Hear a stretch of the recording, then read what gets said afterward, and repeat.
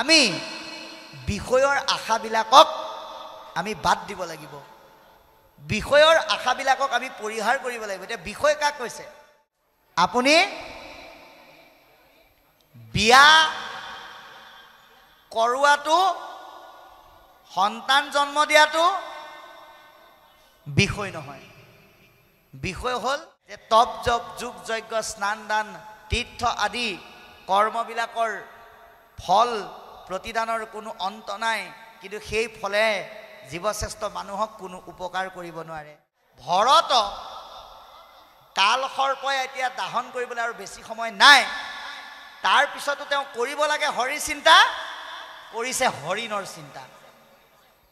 তে আপুনি আমিও এনে চিন্তাৰ পৰা নিজক ৰক্ষা কৰি সঠিক চিন্তা কৰিবৰ কাৰণে আমাক প্ৰয়োজনীয় মাধ্যমটো কি বুলি কৈছে? এতিয়া হৰিণে কৰা ভুলটো কি?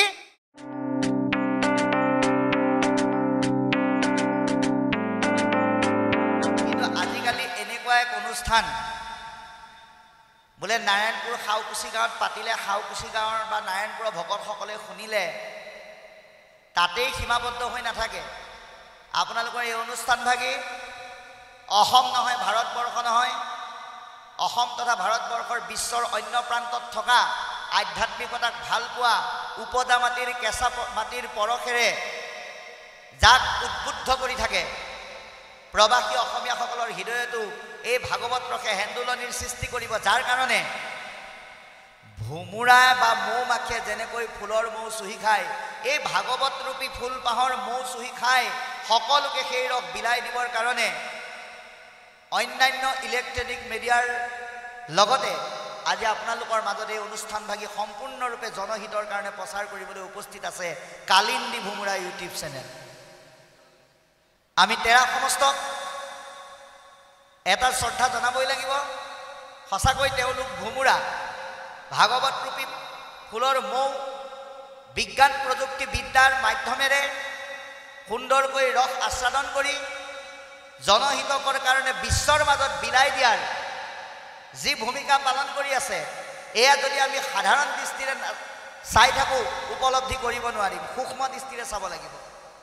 গতিকে তেৰা সমস্ত ধন্যবাদৰ পাত্ৰ, সেৱাৰ যোগ্য আৰু প্ৰশংসাৰ পাত্ৰ। আপোনালোকে অকণমান প্ৰেৰণা দিব, এতিয়া আশীষ দিব, আৰু যিসকলে এই চেনেলটো দৰ্শন কৰে তেৰা সমস্তই অকণমান তেৰাক স্নেহ কৰি কৃপা কৰিব, আমি এই অনুৰোধ জনাইছোঁ। গতিকে বৰ সুন্দৰ বিষয়বস্তু চলি আছে। পঞ্চম স্কন্ধ ভৰত ৰজাৰ দ্বাৰা হৰি ভক্তি ধৰ্ম পালন। আমি আজি এই বিষয়টোৰ দ্বাৰা এটা কথা গম পালোঁ যে দেউতাক যদি হ'ব লগা হয় তেতিয়াহ'লে ঋষভৰ দৰে হ'ব লাগে। আমি এগৰাকী স্ত্ৰীৰ লগত বিবাহ পাশত আবদ্ধ হৈ সন্তান জন্ম দি ভোগ আৰু বিলাসিতাৰ মাজত ৰাখি ডাঙৰ দীঘল কৰিলেই দেউতাক নহয়, তাৰ প্ৰমাণ আজি ঋষভে দি দিলে। আমি এই কথাখিনি ভাগৱত ক'ৰ পৰা কেনেকৈ কোনে ক'ত পৃথিৱীত কেনেকৈ শুনিলে, এইখিনি ইয়াত নাৰায়ণপুৰত নতুনকৈ অন্তত কোৱাৰ প্ৰয়োজন আছে বুলি আমি নাভাবোঁ। সেইকাৰণে আমি পোনে পোনে পাঠৰ বিষয়লৈকে সোমাই গৈছোঁ। কাৰণ সকলোৱে জানিব ভাগৱত মৃত্যুমুখী পথৰ যাত্ৰী ৰজা পৰীক্ষিত, যিজনক মহামুনি শুকদেৱে আত্মাৰ অমৃত যোগেদি বিলাইছিল, সেইখিনি আমি নতুনকৈ কোৱাৰ প্ৰয়োজন নাই।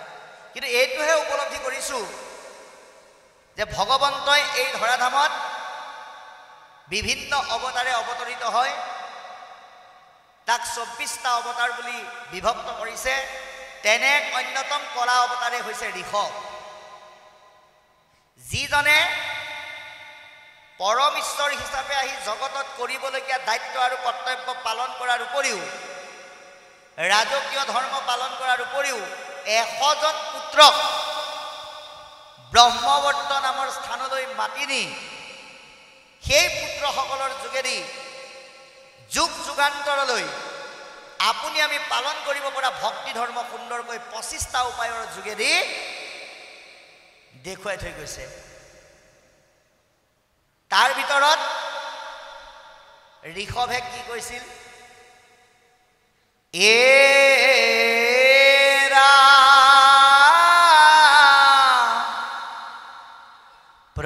প্ৰথমতে পুত্ৰগণ আলাস এৰিবা, এ শাস্ত্ৰৰ গুৰুৰ উপদেশে তত বিচাৰিবা,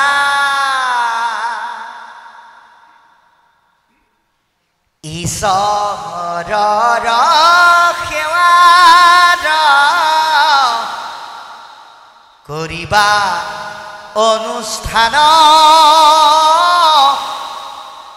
ও দেহতকে হত এৰি বাহায় অভিমান, হে ৰাম আমাৰ ভক্তৰ সংগ নেৰিবা সদায়, পুণ্য তীৰ্থ সেৱা কৰি হৈবা শুদ্ধকা। এনেধৰণে ঋষভে জ্যেষ্ঠ পুত্ৰ ভৰতকে প্ৰমুখ কৰি 100জন পুত্ৰক এই ভক্তিময় জ্ঞান দি থৈ নিজেও শেষত ভক্তি ধৰ্ম পালন কৰি আনকি এনেকুৱা দুখ আৰু বাধাৰ সন্মুখীন হৈছিল। আপোনালোকে ভাবক, আমি অকণমান দুখ পালেই ক'ব নোৱাৰা হৈ যাওঁ, আমি বিচলিত হৈ যাওঁ। কিন্তু ঋষভ কেনেকুৱা হৈ গৈছিল? ভগৱন্তৰ ভক্তি ধৰ্ম পালন কৰিবলৈ যাওঁতে দেহাত্মা বিবেকৰ জ্ঞান হেৰুৱাই সম্পূৰ্ণৰূপে আত্মাকাৰ হৈ যায়, যাৰ কাৰণে কেতিয়াবা ক'ত শুৱে বুলি ইতিমধ্যে পদে কৈয়ে গ'ল। যিহেতুকে আজি আমাৰ আগতে কোনো পৰ্যালোচক বহা নাই, আমি নিঃকিন এজন সেৱক মাত্ৰ, পথৰ দাঁতিৰ দুবৰি, এই সংসাৰত এই পৃথিৱীত একেবাৰে একো নজনা ব্যক্তিজনেই হৈছোঁ আমি। তথাপিতো পদবন্ধে আপোনালোকে আশীষ প্ৰদান কৰি যিখিনি আমাক হৃদয়ত ভৰাই দিছে, তাৰ পৰাই কিছু কথা ব্যক্ত কৰিছোঁ। ভুল ভ্ৰান্তি হ'লে আপোনালোকে নিজ গুণে মৰিখন কৰিব। অৰ্থাৎ ঋষভ প্ৰভুৱে আমাক এটা সুন্দৰ আদৰ্শ দেখুৱাইছে যে জগতৰ লোকসকলে অকণমান দুখ পালে বিচলিত হৈ যায়, কিন্তু তেওঁ হৰিভক্তি ধৰ্ম পালন কৰিবলৈ যাওঁতে কেতিয়াবা কেতিয়াবা কি কৰে? কাৰোবাৰ গোহালি ঘৰত শুব লগা হয়, কেতিয়াবা কেতিয়াবা কাৰোবাৰ বাৰীত শুৱে, আৰু মানুহবিলাকে সূক্ষ্ম দৃষ্টিক গুৰুত্ব নিদি সাধাৰণ দৃষ্টিৰে ঋষভক পাগল বুলি কয়। কোনোবাই ৰং চাবৰ কাৰণে লাঠি লৈ পেলাই কোবায়, কোনোবাই চকুত বালি ছটিয়াই দিয়ে। আগত পাঠ গৈছে এইখিনি কথা। ইমানখিনি দুখ আৰু অত্যাচাৰৰ সন্মুখীন হৈও কিন্তু হৰিভক্তিৰ পৰা বিচলিত নহ'ল। শেষত তেওঁ কি কৰিলে? অজগৰ ব্ৰত পালন কৰিলে। অৰ্থাৎ মুখৰ ওচৰলৈ যি খাদ্য আহে তাকেই খায়, নিজে বিচাৰি নাযায়। এনেধৰণে ভক্তি ধৰ্ম পালন কৰি সফলতাৰ শীৰ্ষত গৈ পুনৰ ধৰাধামৰ পৰা অনন্ত ধামলৈ গতি কৰিলে। আৰু এই সমস্তখিনি কোনে জীয়াই ৰাখিলে? একেধৰণে ভৰতে দেউতাকৰ ভক্তিযুক্ত গতানুগতিক যি কৰ্ম, ভৰতৰ ভক্তিযুক্ত গতানুগতিক কৰ্মৰ মাজত কোনো পাৰ্থক্য নাই, একেধৰণে আগবাঢ়িছে। তেওঁ কৃষ্ণ ভক্তিত ইমানেই নিমগ্ন হৈ গৈছে, অন্যান্য পূজাৰ দ্ৰব্যযুক্ত কৰ্ম পাহৰি বাতুল সদৃশ হৈ কেৱল কৃষ্ণতেই নিজকে অৰ্পণ কৰি দিছে। আত্মাকাৰ ভাৱনাৰে জনক অৰণ্যৰ চাৰিওফালে ভক্তি ধৰ্ম পালন কৰোঁতে কৰোঁতে তেওঁ যেতিয়া বিভিন্ন বাধা আৰু অত্যাচাৰৰ সন্মুখীন হ'ল তেতিয়া ভাবিলে ইয়াত মই ভক্তি ধৰ্ম আচৰণ কৰিব নোৱাৰিম, কাৰণ মোক বিভিন্ন অসুবিধাই ক্ৰিয়া কৰিছে। সেইকাৰণে তেওঁ কি কৰিলে, কৃষ্ণ ভাৱত আত্মাবিভূৰ হৈ গণ্ডকী নদীৰ পাৰত একান্ত মনে, য'ত তেওঁ কোনেও কোনো অসতি আমনি কৰিব নোৱাৰিব, সেই ভাৱনা লৈ হৰি ভক্তি ধৰ্ম পালন কৰিবৰ কাৰণে অগ্ৰসৰ হ'ল। এইটো এটা কাহিনী, কিন্তু ইয়াৰ মাজত এটা গভীৰ আধ্যাত্মবাদ লুকাই আছে। আমি তাক আপোনালোকৰ দৰে যোৱাকালিৰ পৰা এই নামঘৰত ভাগৱত মন্থন কৰি থকা এই মথুৰা সদৃশ পৰিৱেশৰ পৰা ইয়াক আমি তত্ত্বজ্ঞানলৈ ভগৱন্ত আৰু মহাপুৰুষে কৃপা কৰি যেনেকৈ আমাক থৈ গৈছে তাক আমি তেনেধৰণে ল'বৰ কাৰণে যত্ন কৰিব লাগিব। এতিয়া পোনপ্ৰথমে আমি কাহিনীটোৰ মাজলৈ আহোঁ। ইয়াত কৈছে যে ভৰতে ৰাজকীয় পদ ত্যাগ কৰি ভক্তি ধৰ্ম আচৰণ কৰিবলৈ যাত্ৰা কৰাৰ পথতো বিভিন্নজন অশান্তিযুক্ত ব্যক্তিৰ অত্যাচাৰত তিষ্ঠিব নোৱাৰি গণ্ডকী নদীৰ পাৰত অকলশৰে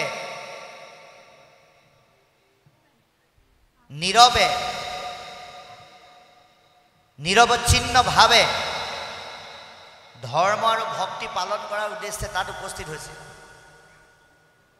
আৰু ভগৱন্তৰ ৰসযুক্ত একক্ষয় মন্ত্ৰ উচ্চাৰণ কৰি তেওঁ সেই গণ্ডকী নদীত স্নান কৰিবলৈ প্ৰস্তুত হৈছিল। আৰু স্নান কৰিবলৈ প্ৰস্তুত হোৱাৰ সেই সময়তে তৃষ্ণাতুৰ হৈ এজনী হৰিণীয়ে সেই নদীতে পানী খাবলৈ আহিল। আৰু ইয়াত পদে কৈছে সেই হৰিণীগৰাকী কি আছিলে, গৰ্ভৱতী। গৰ্ভৱতী হৰিণীজনীয়ে সেই নদীখনতে পানী খাবৰ কাৰণে আহিছিল আৰু ভৰত ৰজাই তাতে গা ধুবৰ কাৰণে স্নান কৰিবৰ কাৰণে প্ৰস্তুত হৈছিল। আৰু সেই সময়তে হৰিণতকৈ শক্তিশালী এটি জন্তুৱে আহি তাত উপস্থিত হৈ গৰ্জন কৰিলে, যাৰ নাম সিংহ। গতিকে হৰিণীয়ে পানী খাই আছে, ভৰতে স্নান কৰিবলৈ প্ৰস্তুত হৈছে, সিংহই গৰ্জন কৰিছে। এই তিনিটা প্ৰতিচ্ছবি একেলগে আমাক ভাগৱতে ফুটাই তুলিছে। আৰু কি বুলি কৈছে যে স্বভাৱতে মৃগজাতি অতি ভয়শীল। হৰিণবিলাক খুব সচেতন হৈ থাকে, সিহঁতে অনবৰতে বিভিন্ন ভয়ত শংকাযুক্ত হৈ থাকে। কেলে বাৰু? আমাৰ এটা প্ৰায়ে আমাৰ কোৱা হয় নহয়, কেতিয়াবা কাৰোবাক বুজনি দিওঁতে কোৱা হয়, চাবি দেই সাৱধানে থাকিবি, হৰিণাৰ মাংসই বৈৰী বুলি কয়। অভক্ত আসুৰিক দ্ৰব্যযুক্ত গ্ৰহণ কৰা সকলৰ তামসিক ভাৱযুক্ত ৰাজসিক ভাৱযুক্ত সকলৰ প্ৰিয় খাদ্য হৈছে মাংস। আৰু এই মাংসৰ ভিতৰত বোলে সুস্বাদু মাংস হ'ল হৰিণাৰ মাংস। সেইকাৰণে কোৱা হয় হৰিণাৰ মাংসই বৈৰী। সিহঁতৰ দেহটোৱে শত্ৰু। চিকাৰী অসুৰ প্ৰবৃত্তিৰ লোকসকলে সিহঁতক মাৰুকেই থাকে। জন্তু হিংস্ৰ জন্তুবিলাকে সিহঁতৰ মাংস ভক্ষণ কৰোকেই থাকে। সেইকাৰণে সিংহৰ গৰ্জনত সেই গৰ্ভৱতী হৰিণীগৰাকী কম্পমান হৈ পৰিল শংকাত। দ্বিতীয়বাৰ যেতিয়া গৰ্জন কৰিলে ভয়ত বিমূৰ্ছিত হ'ল, সংজ্ঞা হেৰুৱাই পেলালে। নদীত জাপ দি পৰি যোৱাৰ লগে লগে মুহূৰ্ততে তাইৰ প্ৰাণ বায়ু উৰি গ'ল। কিন্তু সৌভাগ্যক্ৰমে গৰ্ভবাস হৈ সেই পোৱালিটো সেই নদীতে ভাহি থাকে। কিন্তু যদিও হৰিণীগৰাকী মৰিল, কিন্তু পোৱালিটো জীয়াই আছে। এই মৃত হৰিণীটোৰ যিটো সন্তান জীৱন্ত অৱস্থাতে নদীত যেতিয়া ভাহি গৈ আছে, সেই দৃশ্যটো কোনে দেখিলে? ভৰতে দেখিলে। লগে লগে চিন্তা, দৃষ্টিভংগী আৰু কাৰ্যৰ পৰিৱৰ্তন ঘটি গ'ল। কিহৰ কাৰণে আহিছিল? ঈশ্বৰক ভক্তি কৰিবৰ কাৰণে আহিছিল। কিন্তু যেতিয়া অনাথ হৰিণ পোৱালিটো দেখিলে, লগে লগে ভাবিলে দেহি ঐ, ইয়াৰ মাকো নাই, ইয়াক যদি মই নবচাওঁ কোনে বচাব বুলি তৎক্ষণাত তেওঁ নদীত প্ৰৱেশ কৰি পোৱালিটোক কোলাত লৈ নিজৰ আশ্ৰমলৈ বুলি আহিল। এইখিনিলৈকে ঠিকে আছিল। গণ্ডগোলটো হৈ গ'ল তাৰ পিছত অকণমান সময়ৰ কাৰণে।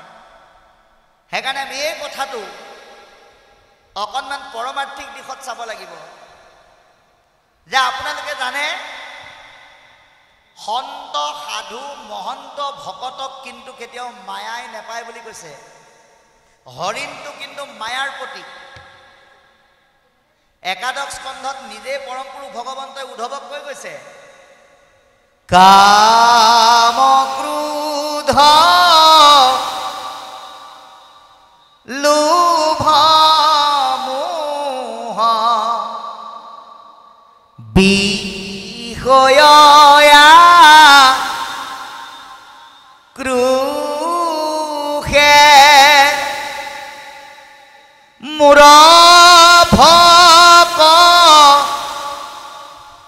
ভকতকনুচু অয়কু দুখে।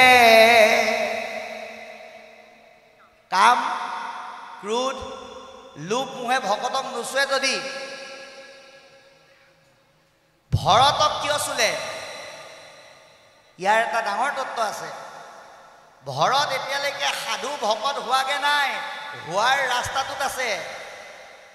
তেওঁ এতিয়ালৈকে কৃষ্ণৰ সেৱকেই হৈ আছে। সেইকাৰণে তেওঁক সংসাৰত জীৱবিলাক বন্দী হৈ যোৱা দুটা ভাৱনাৰ নাম হ'ল, এটা হ'ল লালসা, আনটো হৈছে আসক্তি। লালসাই ধ্বংস কৰে আৰু আসক্তিয়ে ধ্বংসৰ কৰা হ'লে লৈ যায়। যদিও ভগৱন্তৰ পুণ্য আৰু কৃপাৰ যদি ৰস থাকে তেতিয়াহ'লে তেওঁ বাচি যাব পাৰে। মায়াৰ দুটা উপাদান, এটা হ'ল লালসা, এটা হ'ল আসক্তি। এতিয়া ভৰতক কিহে পালে? কৃষ্ণৰ সেৱক হোৱা স্বত্তেও তেওঁক আসক্তিয়ে পালে, মায়াৰ আসক্তি। এই হৰিণ স্বৰূপ মায়াই নিজে নিঃশেষ হ'ল। সেৱকৰ ওচৰত স্পৰ্শ পোৱাৰ লগে লগে সিংহৰ গৰ্জন মানে কি? ইয়াত কেৱল জন্তু সিংহটোক দেখুওৱা নাই, ইয়াত দেখুৱাইছে সিংহ মানে হৈছে নাম। নামে য'ত ৰস দি প্ৰভাৱান্বিত কৰে, তাত মায়াৰ পৰম শক্তিটো নিঃশেষ হৈ যায়। সেইকাৰণে ডাঙৰ হৰিণীজনী মৰি গ'ল, কিন্তু এটা বস্তুত হৈ গ'ল, সেৱকৰ পৰা ভকতলৈ যাত্ৰা কৰা পথতো কিন্তু বাধা আছে। সেই বাধা যে নেওচিব লাগিব, সেইটো বুজাবৰ কাৰণে মায়াৰ পৰম শক্তিটো নিঃশেষ হ'ল, কিন্তু এটা শক্তিত হৈ গ'ল। সেইটোৱে হৈছে এটা কনিষ্ঠ শক্তি, যাৰ নাম হ'ল আশা। ভৰতৰ আশা থাকিব। এতিয়া হৰিণটোক কেনেকৈ লালন পালন কৰি খুৱাই বুৱাই ডাঙৰ দীঘল কৰিব পাৰিম, সেই আশা। সেই আশা নামৰ হৰিণটোৰ আসক্তিটো থৈ গুচি গ'ল, পৰম শক্তিটো কিন্তু নিঃশেষ হ'ল। সেইকাৰণে কৃষ্ণৰ সেৱক ভৰতে সেই আশা নামৰ মায়াৰ কনিষ্ঠ শক্তিটোক আঁকোৱালি ধৰি কোলাত লৈ নিজৰ আশ্ৰমত প্ৰৱেশ কৰিলে। যে ৰজা ভৰত তেওঁ হৰিণটোক ইমানেই মৰম স্নেহ কৰিবলৈ ধৰিলে, কি কৰে, নিজেই নিজ হাতে গা পা ধুৱাই স্নেহ কৰে, মুখত আৰু দাঁতত দুখ পাব বুলি কোমল কোমল ঘাঁহ খাবলৈ দিয়ে বুলি কৈছে। গতিকে ভৰতৰ কিছু ভাৱনা ইয়াতে প্ৰকাশ কৰিছে যে যিটোজনে একমনে, যিজনে একান্ত মনে কিবা এটা বিপদৰ পৰা ৰক্ষা পাম বুলি আশ্ৰয় গ্ৰহণ কৰে, সেইজনক আশ্ৰয় দিলে অসুবিধা নহয়। সেইটো এজন ব্যক্তিৰ দায়িত্ব আৰু কৰ্তব্য। এই ভাৱনাৰে ভৰতে কৈছে যে ই যিহেতুকে তাৰ মাতৃও নাই, সি অনাথ, গতিকে ইয়াক আশ্ৰয় দি ৰক্ষণাবেক্ষণ দি পালন পোষণ কৰাটো মোৰ দায়িত্ব আৰু কৰ্তব্য। কিন্তু আগত কৈ থৈ গ'ল, ভৰত কি কামৰ কাৰণে গণ্ডকী নদীৰ পাৰলৈ গৈছিল? ঈশ্বৰ ভক্তিৰ কাৰণে। কিন্তু মাতৃহীনা হৰিণৰ খিয়াল ৰাখি নিজকে হৰিণৰ পিতৃ মাতৃ বুলি মনতে উপলব্ধি কৰি হৰিণটোৰ কাৰণে দিনে ৰাতি চিন্তা আৰু শ্ৰম কৰি থকাৰ কাৰণে লাহে লাহে কি হ'ল, মাধৱৰ পূজাৰ প্ৰতি থকা যিটো মন, সেই মনৰ ভাৱনাবিলাক হত হৈ আহিল বুলি কৈছে। লাহে লাহে সেই ভাৱনা কমি আহিলে। কৃষ্ণ ভক্তিৰ ভাৱনাটো ভৰতৰ কমি আহিল। সি হৰিণটোতে সকলো সুখ, স্নেহ, চিন্তা আৰু শ্ৰম সঁপি দিবলৈ আৰম্ভ কৰিলে। গতিকে আপুনি আমি এটা কথা উপলব্ধি কৰিব লাগে, এই জগতত চাৰিমুঠি জীৱ আছে, উৰণ বুৰণ গজন ভ্ৰমণ। আজি সেই হৰিণীটোক যদি ভৰতে নাচালেওহেঁতেন, তথাপিতো সি তাৰ বংশৰ কাৰবাৰ ছত্ৰছায়াত থাকি যিকোনো প্ৰকাৰে সি ডাঙৰ হ'লহেঁতেন। ভৰতে কেৱল তাক নদীৰ পৰা তুলি আনি মৰম স্নেহ কৰি অকণমান পালন পোষণ কৰি এৰি দিব পাৰিলেহেঁতেন, তেতিয়া সি তাৰ লগৰবিলাকৰ লগত মিলি গ'লহেঁতেন। কাৰণ ভগৱন্তই প্ৰত্যেকটো জীৱৰ প্ৰজাতিৰ কাৰণে নিৰ্দিষ্ট নিৰ্দিষ্ট এটা পৰিসৰ থৈ দিছে। হৰিণৰ পোৱালিটোক মানুহে পালন কৰিব লাগিব বুলি কোৱা নাই। জীৱৰ প্ৰতি আপুনি দয়াশীল হওক। চৰাই চিৰিকটি জীৱ জন্তু সিহঁতক ভূত শক্তি আৰু বাক শক্তি দিয়া নাই। আপুনি সিহঁতক এমুঠি আহাৰ প্ৰদান কৰক, কিন্তু আপুনি গোটেই জীৱন সিহঁতক পালন কৰি আপোনাৰ নিজৰ পৃথিৱীলৈ অহাৰ দায়িত্ব আৰু কৰ্তব্যৰ পৰা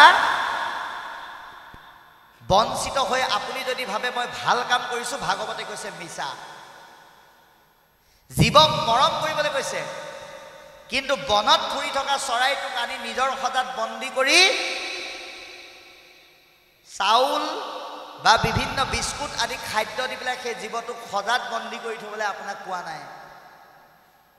যদি আপুনি তেনে কৰে, এই ভৰতৰ দৰে আপোনাৰ মনটো হৰি ভক্তিৰ পৰা লাহে লাহে আসক্তিলৈ ৰূপান্তৰিত হ'ব। গতিকে সেৱকৰ পৰা ভকতলৈ উন্নীত হোৱা যাত্ৰা পথত এনেধৰণৰ আসক্তিবিলাকে আমাক ক্ৰিয়া কৰে। এতিয়া সেই আসক্তিবিলাকক মষিমূৰ কৰিবলৈ হ'লে আমি কি কৰিব লাগিব? আজি ভৰতে যি অৱস্থাৰ সন্মুখীন হৈছে, হৰিণটোতে সকলো চিন্তা সপি দিয়াৰ যিটো অৱস্থা, এই আশাযুক্ত অৱস্থাটোৰ পৰা আমি মষিমূৰ কৰি আত্মাবাদী চিন্তাৰে সেৱকৰ পৰা ভকত সাধু মহন্ত বৈষ্ণৱৰ চিন্তনলৈ উন্নীত হ'বলৈ হ'লে আমি কি কৰিব লাগিব? আমাৰ মহাপুৰুষে ঘোষাত লিখিছে, অসেহিহে সকলে শাস্ত্ৰ পঢ়িলে নীলে যিটো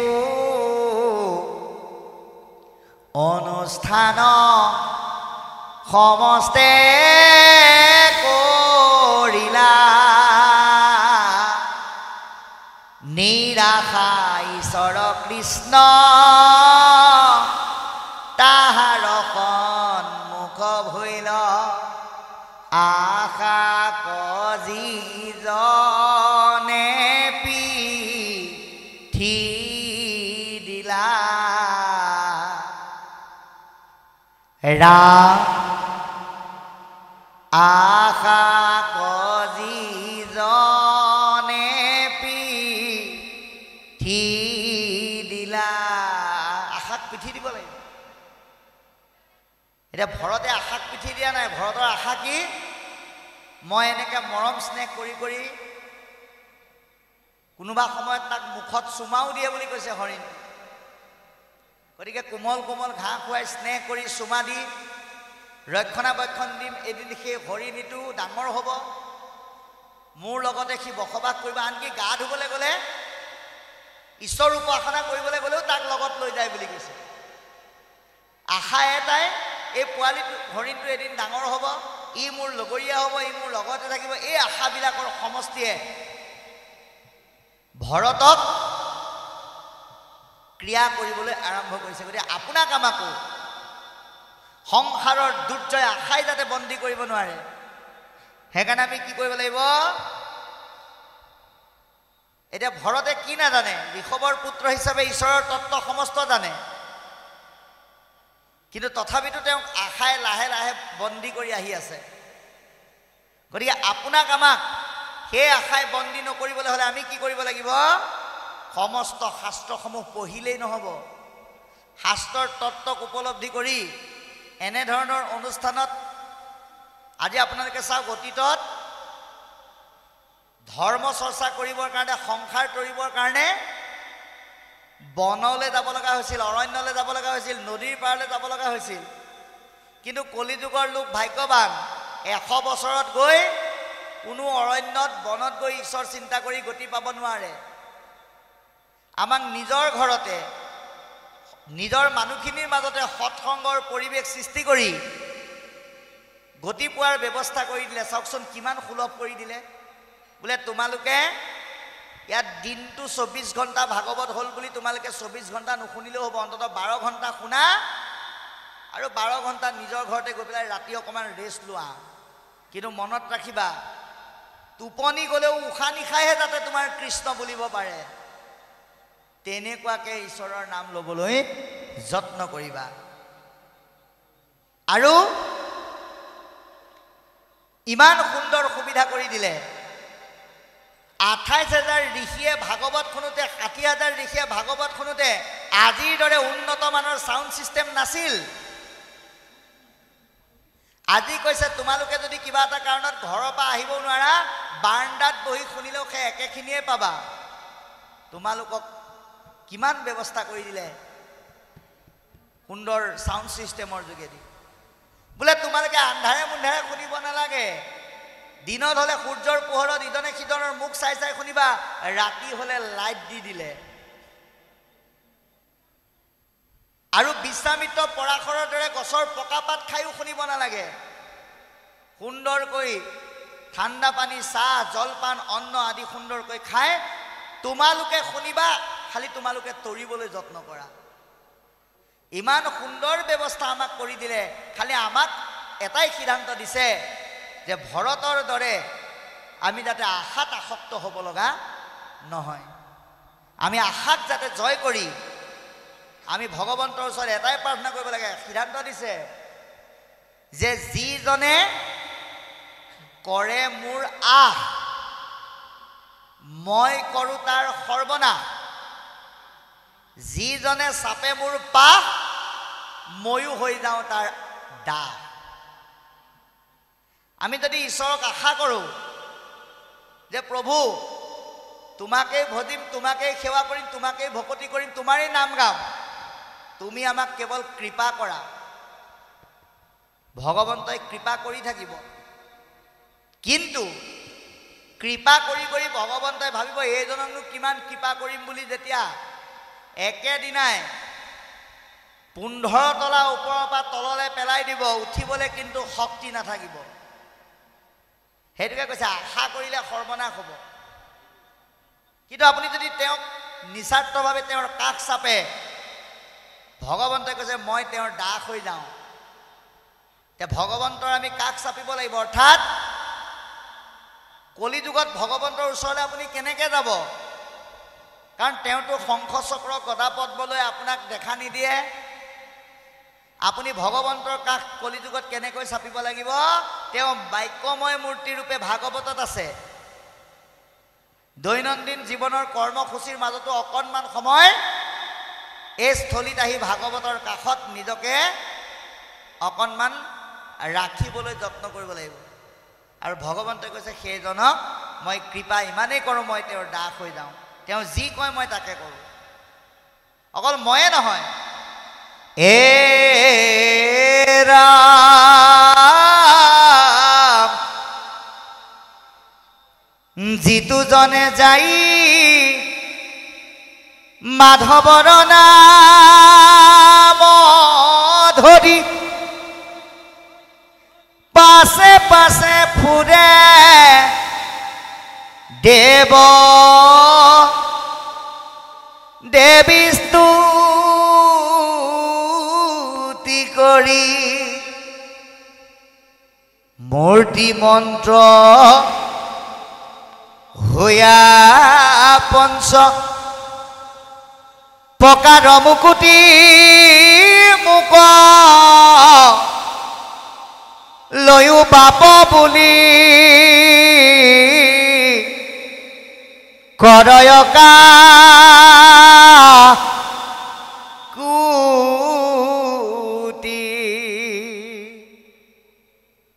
গতিকে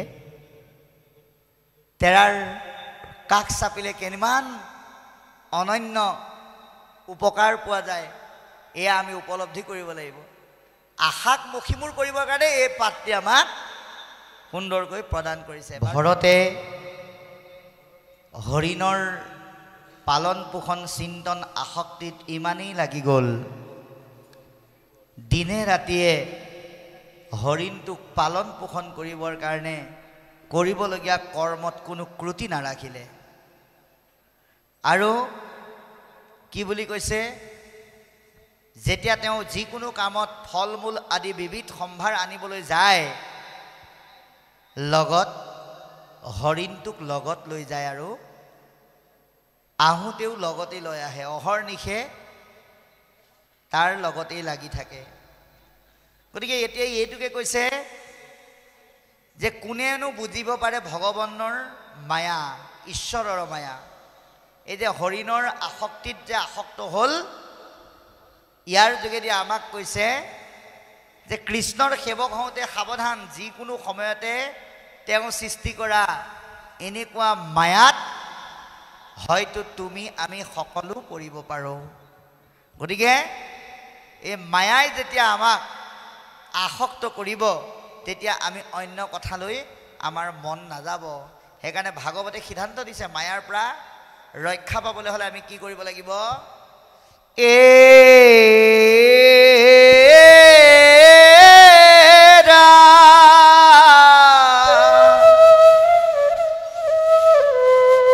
শ্ৰৱণ কীৰ্তন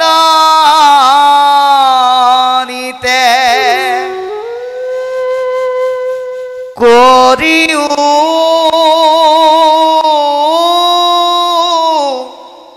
কৃষ্ণ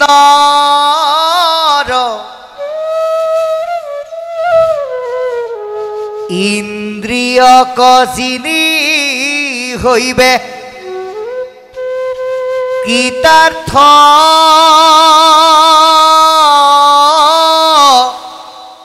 সি নৰ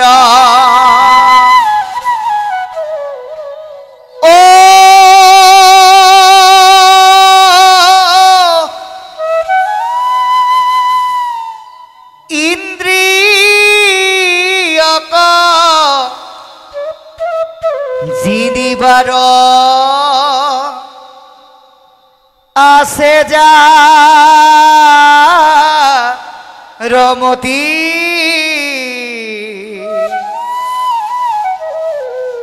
হততে কৰিবে যত্ন সন্তৰ সংগতি।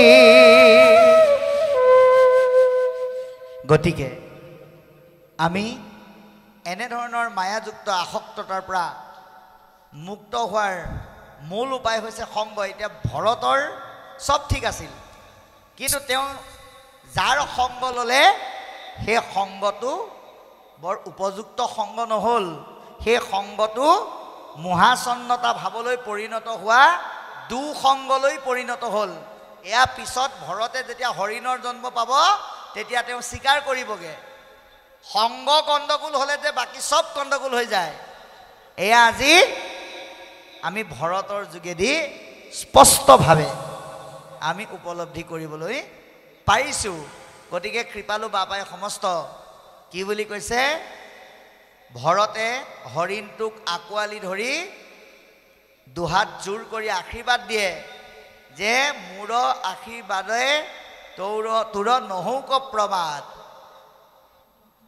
এহি বুলি ভৰতে কৰন্ত আশীৰ্বাদ, ঈশ্বৰক প্ৰাৰ্থনা জনাই যে মই তোৰ পিতৃ মাতৃ অভিভাৱক হিচাপে ভগৱন্তৰ চৰণত মই নিবেদন কৰিছোঁ, মই আশীৰ্বাদ প্ৰদান কৰিছোঁ যাতে মোৰ এই আশীৰ্বাদত আৰু ভগৱন্তৰ কৃপাত তোৰ যাতে ক'তো কেতিয়াও কাহানিও হানি বিঘিনি বিপদ আপদ যাতে নহয়। এই বুলি মাজে মাজে সেই ইতৰ প্ৰাণী হৰিণটোক আঁকোৱালি ধৰি আশীৰ্বাদ প্ৰদান কৰে।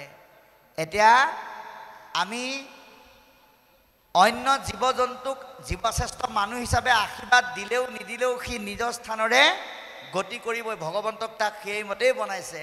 কিন্তু আপুনি আমি তাক বিধিমতে যেনেকৈ ৰক্ষণাবেক্ষণ দিবলৈ শাস্ত্ৰই সিদ্ধান্ত দিছে আমি তেনেকৈহে দিব লাগে, তাতকৈ বেছিলৈকে আমি যাব নালাগে। সেইকাৰণে আমাক এতিয়া উপদেশত কি বুলি ক'লে, শুনা সভাসদ পদ কৃষ্ণৰ চৰিত্ৰ, কৃষ্ণ শুনি কৃষ্ণ কথা শুনি কৰা দূৰ কৰা সংসাৰ আপদ। গতিকে সেই সভাসদ অৰ্থাৎ আমাক ইয়াত বহি থকা সকলোকে কৃষ্ণৰ চৰিত্ৰ শুনি আমাৰ দেহ মন আৰু পৰিৱেশৰ যিবিলাক আপদ আছে এই আপদবিলাক আমাক দূৰ কৰিবলৈ আজি ভাগৱতে সিদ্ধান্ত দিছে। সেইকাৰণে আমি আপোনালোকক আহ্বান জনাওঁ, 3 দিনীয়া কাৰ্যসূচীৰে ভাগৱতৰ অনুষ্ঠান আয়োজন কৰি দিনে ৰাতিয়ে বিভিন্ন ব্যক্তিক মাতি আনি ভাগৱতৰ কথা শুনিলেই সংসাৰৰ আপদৰ পৰা আপুনি মুক্ত হ'ব নোৱাৰে। যদি সেই অনুষ্ঠানটোৰ শেষতো নিজৰ নিজৰ কৰ্মময় জীৱনত এই কথাবিলাক চৰ্চা নকৰে, আপুনি ৰাতিপুৱা শুই উঠিছে, আপুনি হাতত বাহনীডাল লৈছে, আপুনি অন্য কথা নাভাবি গাই থাকক, আমি যত জীৱ তোমাৰে পালন কৰিয়ে তুমি হে পালিয়া ফুৰা হৈ অন্ত যামি। এনেকৈ আপুনি গাওক, ভগৱন্তই আপোনাক কৃপা কৰিব যে আমাৰ তোমাৰ বাহিৰে আমাক ৰক্ষণাবেক্ষণ দিওঁতা কোনো নাই। এনেকৈ যেতিয়া গাব সেই ৰাম নামৰ পৰশ পৰি আপোনাৰ চোতালখন বাহনীডালে যিমান চফা কৰিব সেই ৰাম নামৰ ৰসে সেই চোতালখনক আৰু অধিক চফা আৰু নিৰ্মল হোৱাত সহায় কৰিব। আইগৰাকীয়ে কাপোৰ ধুই আছে, চাবোন সানি থাকক আৰু গাই থাকক, হে ব্ৰহ্মাই আদি কৰি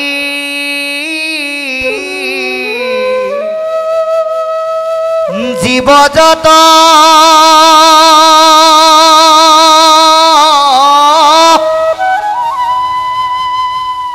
ৰাম ৰাম ৰাম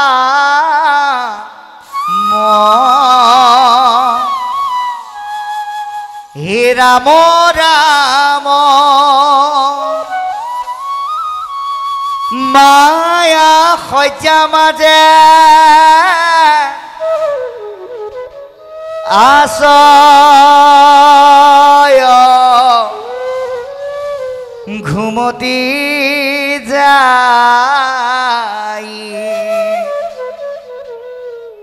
তুমি হে চৈতন্য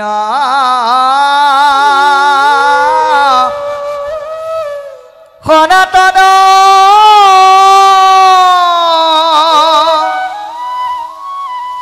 এ ৰাম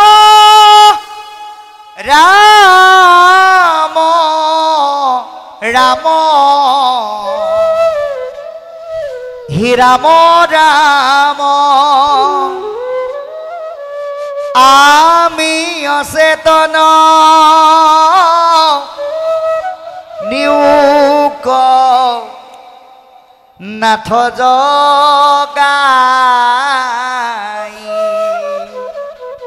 গতিকে বেমাৰ ভাল হ'বলৈ হ'লে আপুনি ঔষধটো খাবই লাগিব। আমি সংসাৰৰূপী বেমাৰত পৰি আছোঁ, যি বেমাৰত এতিয়া লাহে লাহে আক্ৰান্ত হ'বলৈ ভৰত গৈ আছে, আপুনি আমিও সেই বেমাৰৰ আপদত পৰি আছোঁ। গতিকে বেমাৰ ভাল হ'বলৈ হ'লে ৰাম নামৰ ঔষধটো ভগৱানৰূপী চিকিৎসকে ভাগৱতৰূপী প্ৰেছক্ৰিপশ্যনৰ যোগেদি চাই পেলাই দিয়া উপায়ৰ মতে যদি নেখায় তেতিয়াহ'লে গণ্ডগোল হ'ব। যেনে আপোনাক এটা বাস্তৱ কাহিনী কওঁ। এজন বেমাৰী ডাক্তৰৰ ওচৰলৈ গ'ল, তেওঁৰ বেমাৰ দুটা, তেওঁৰ বোলে হাই প্ৰেছাৰো হৈছে, মূৰ ঘূৰাই থাকে আৰু অকণমান পেটৰ বিষো হৈছে, গেষ্ট্ৰিক। ডাক্তৰক দেখুৱালে, ডাক্তৰে পৰীক্ষা নিৰীক্ষা কৰি চাই পেলাই ক'লে ঠিক আছে আপোনাক মই ঔষধ দিছোঁ, আপুনি এটা কাম কৰিব। বোলে কি? বোলে গেছৰটো খালী পেটত খাব আৰু প্ৰেছাৰটো আহাৰৰ পিছত খাব। তাৰপৰা তেওঁ গ'ল ঘৰলৈ, গৈ পেলাই কেলেণ্ডাৰখন চাই পেলাই চাইছে আজি জেঠ মাহৰ 22 তাৰিখে হৈছে, মোক আহাৰৰ পিছতহে খাবলৈ কৈছে। গতিকে তেওঁ কি কৰিলে, প্ৰেছাৰৰ টেবলেটটো ভুলবশতঃ খালী পেটত খাই থাকে আৰু আহাৰৰ 2 তাৰিখে গেছৰটো খাম বুলি ভাবি থৈ দিছে আৰু বুজাত ভুল হ'ল।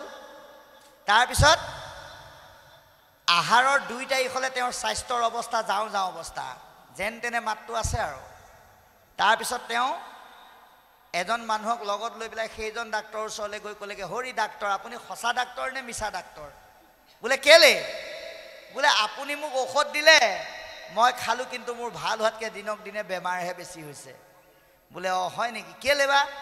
আপুনি ঔষধবিলাক ঠিকমতে খাইছিলে নাই? বোলে মই খাইছোঁ, এটা ঔষধ মই চাহ একাপে বিস্কুট এটা খাওঁ আৰু এটা ঔষধ মই থৈ দিছিলোঁ, আজিৰ পৰা খাবলৈ আৰম্ভ কৰিছোঁ। বোলে কিয়?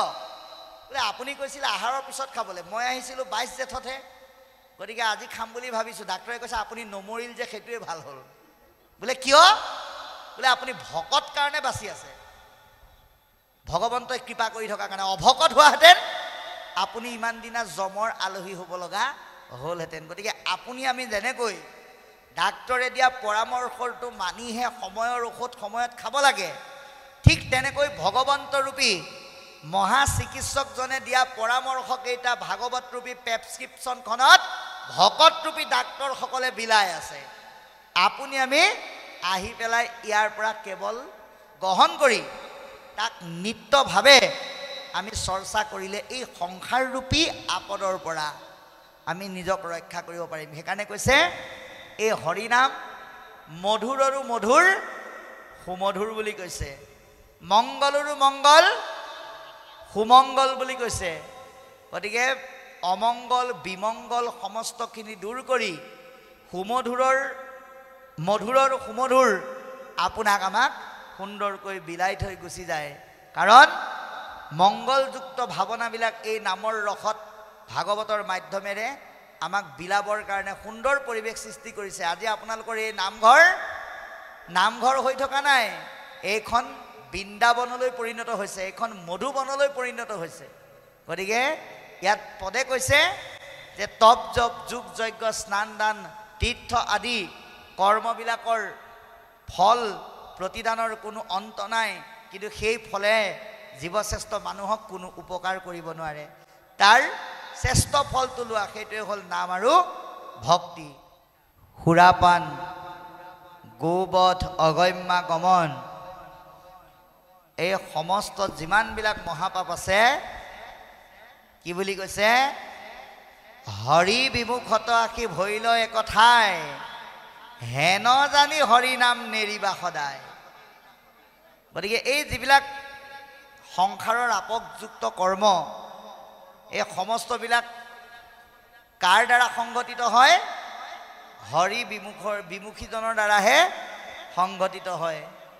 জীৱ আমি এটা কথা উপলব্ধি কৰিলোঁ আজি যে এজন ব্যক্তিয়ে এজন মৰা ব্যক্তিক জীয়াই দিব যিহেতুকে নোৱাৰে, সেইকাৰণে ভকতীয়া পথত থকা সকলে কোনো কাৰণত জীৱ হত্যা কৰিব নোৱাৰে।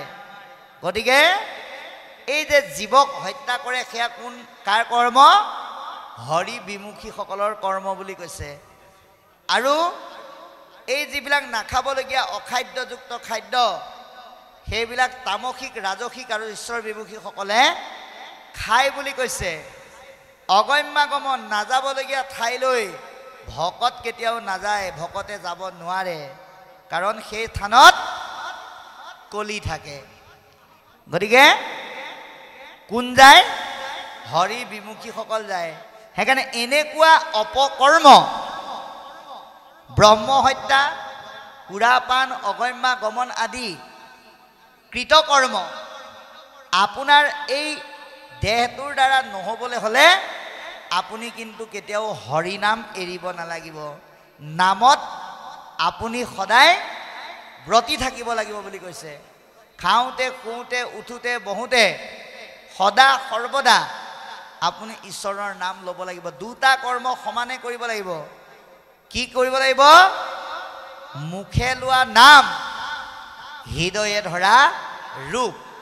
মুখেৰে নাম লৈ হৃদয়ত সেই ৰূপটো আমি সদা সৰ্বদা ধাৰণ কৰিবৰ কাৰণে যত্ন কৰিব লাগিব। কিন্তু এটা সময়ত ল'লেই নহ'ব, সুখে দুখে মুখে সকলো সময়তে ঈশ্বৰৰ নাম থাকিব লাগিব। যি নামক অন্তঃকৰণে উপলব্ধি কৰে তেওঁৰ দ্বাৰা কেতিয়াও বেয়া কৰ্ম হ'ব নোৱাৰে বুলি কৈছে।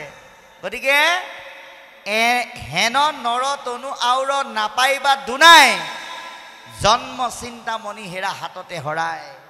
এই যে নৰপাত্ৰটো আমি পাইছোঁ এয়া মহাভাগ্যৰ ফল বুলি কৈছে। চাৰিটা বস্তু কিন্তু একেলগে বহুতে নাপায়, আমি কিন্তু একেলগে পাইছোঁ। কি কি পাইছোঁ? এৰা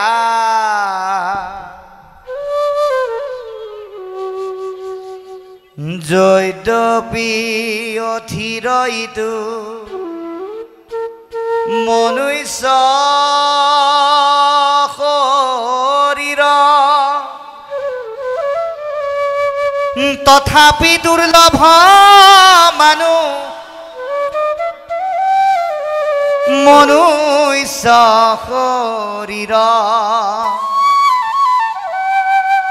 তাহাতো দুৰ্লভ মানুহ ভকতৰ সংগ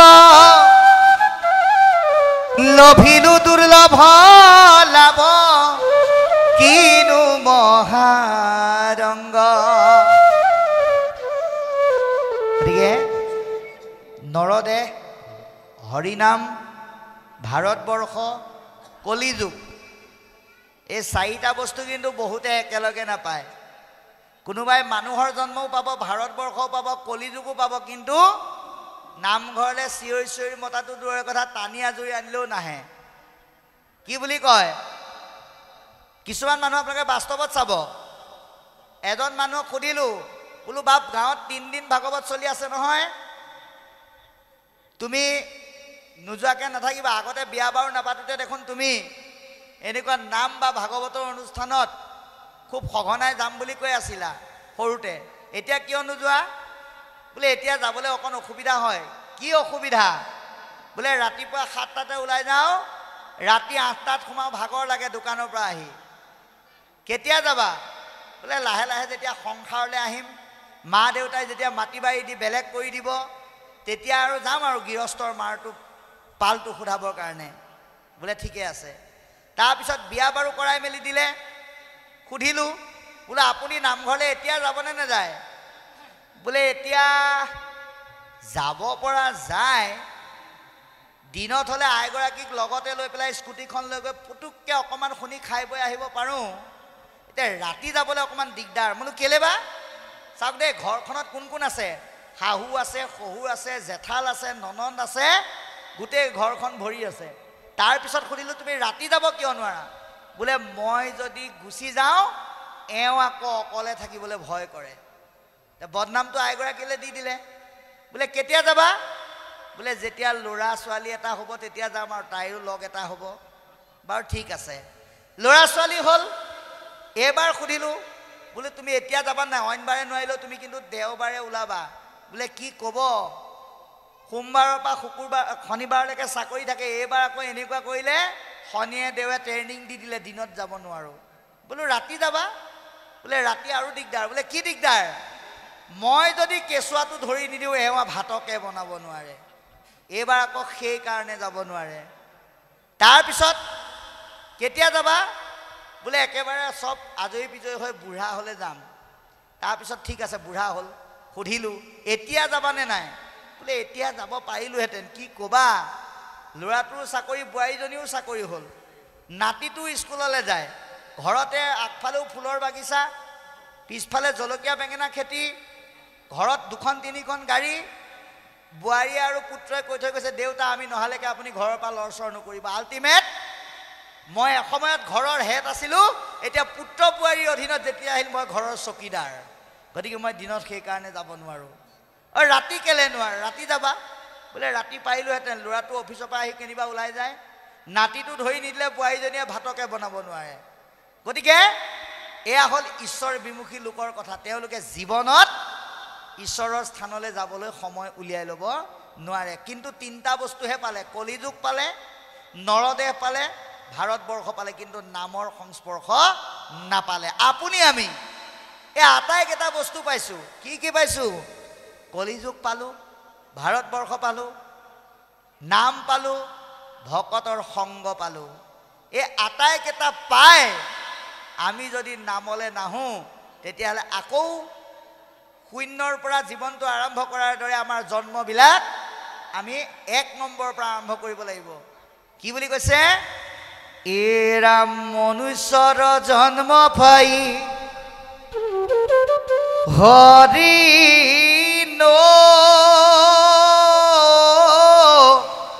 ভজিলা অৱশ্যে কৈবা ভাই তীৰ্ণত ৰুখিলা। আকৌ তৃণ তৰু আদি অৱনমিত যোনিলৈকে আমি যাত্ৰা কৰিব লাগিব। সেইকাৰণে কি ক'লে? ভকতিৰ অৰ্থে মাত্ৰ, ভকতিৰ অৰ্থে যিটো নকৰে যতন, চাইৰ অৰ্থে পুৰে যেন মলয়া চন্দন। অৰ্থাৎ চন্দনৰ গছ অতি মূল্যৱান। সেইকাৰণে যিকোনো ভাল কামত চন্দন কাঠ লগায়। আনকি কোনোবা ব্যক্তি মৃত্যু হ'লেও নিজৰ পৰিয়ালৰ লোকে কয় যে যিমান খৰি থাকিলেও মই মোৰ দেউতাক চন্দন খৰিৰেহে দিম। ডক্টৰ ভূপেন হাজৰিকা যেতিয়া সংসাৰৰ পৰা গৈছিল, তেৰাকো সেই চন্দন কাঠেৰেই পুৰিছিল।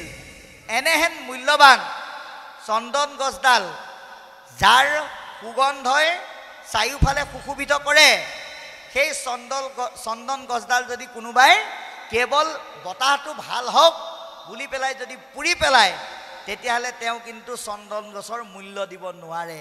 ঠিক তেনেকৈ কেৱল গোন্ধটো ভাল হওক আৰু তাৰ ছাইখিনি সুগন্ধই গোটেই পৰিৱেশটো সুন্দৰ কৰি তোলক বুলি চন্দন গছডাল পুৰি পেলোৱাৰ দৰে আমিও যদি ঈশ্বৰৰ নাম নলওঁ, আমাৰ মানৱ জীৱনকো সেই মূল্যৱান চন্দন গছক মূল্যহীন কৰাৰ দৰে আমাৰ মানৱ দেহটো আমি মূল্যহীন কৰাৰ দৰে হ'ব বুলি সিদ্ধান্ত দিছে। কি বুলি কৈছে? যে চন্দন গছৰ মূল্য নুবুজাকে যেনেকৈ এনেই পুৰি পেলায়, এই পঞ্চভৌতিক দেহটো পায়ো ভক্তিমুখী চিন্তাক গুৰুত্ব নিদি ভক্তি বিমুখীভাৱে গতি কৰা আৰু মূল্যৱান চন্দন গছ এনেই পুৰি পেলোৱাৰ মাজত কোনো পাৰ্থক্য নাই। সেইকাৰণে আমি কি কৰিব লাগে? ভকতিৰ কাৰণে যত্ন কৰিব লাগে। ভাগৱতৰ প্ৰথম স্কন্ধত সেইকাৰণে দেৱৰ্ষি নাৰদে ব্যাসক কোৱাৰ যোগেদি কি ক'লে বাৰু?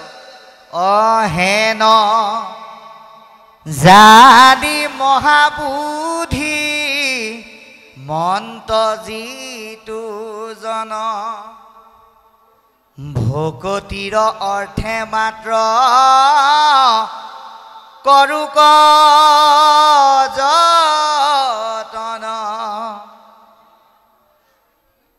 ভকতিৰ অৰ্থে মহাবুদ্ধি ৰসত চতুৰ আপোনাৰ খবৰ দৰে ভক্তসকলে যত্ন কৰিব আৰু বিষয়ৰ সুখৰ পৰা নিজক আঁতৰ কৰি ৰাখিব লাগিব। কিয়?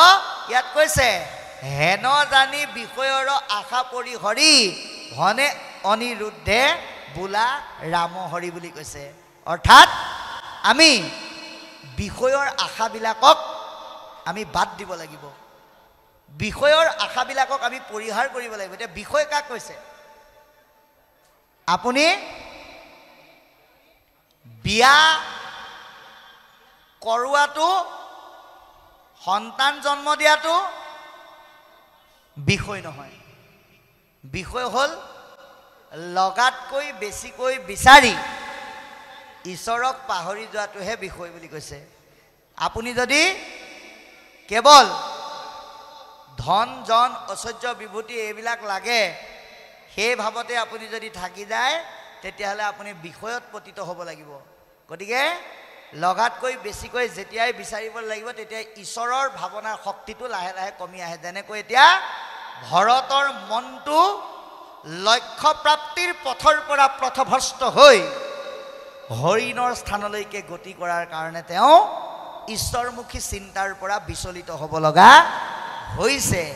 এই কথা আমাক আজি সকলোৱে জনাইছে। সেইকাৰণে নাম আমি এনেকুৱাকৈ ল'ব লাগে যাতে নামে আমাক অহৰ্নিশে দেহ মন সমস্তখিনিত এই নাম ৰন্ধে ৰন্ধে যাতে সিঁচৰিত হৈ যায়, তেনেধৰণে আমি ভগৱন্তৰ নাম গাবলৈ চেষ্টা কৰিব লাগে।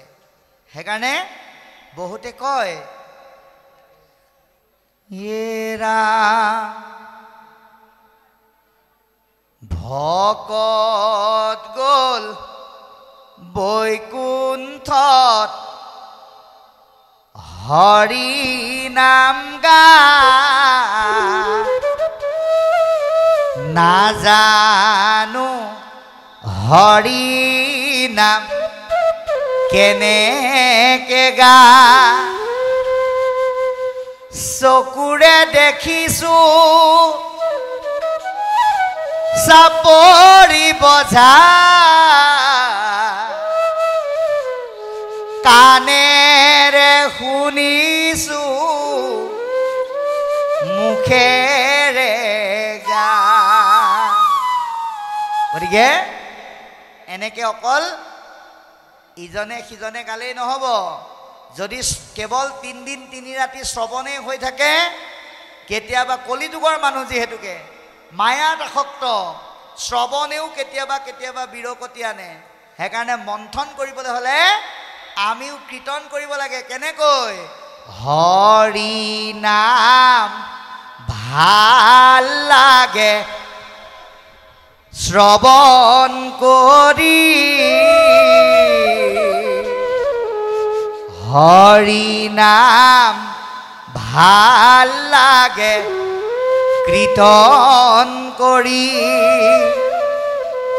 এ হৰি নাম জুৰিলে চাপৰি ধৰিলে কিয় জানো সকলো যাও পাহৰি ৰাম ৰাম হৰি নাম ভাল লাগে শ্ৰৱণ কৰি হৰি নাম ভাল লাগে কীৰ্তন কৰি হৰি নাম জুৰিলে চাপৰি ধৰিলে কিয় জানো সকলো যাও পাহৰি হে ৰাম কলিত হৰিৰ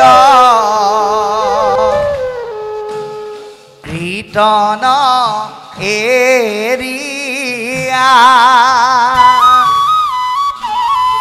আনমতে চাৱে গতি ৰাম ৰাম কিয় জানো সকলো যাও পাহৰি হৰি নাম ভাল লাগে শ্ৰৱণ কৰি হৰি নাম ভাল লাগে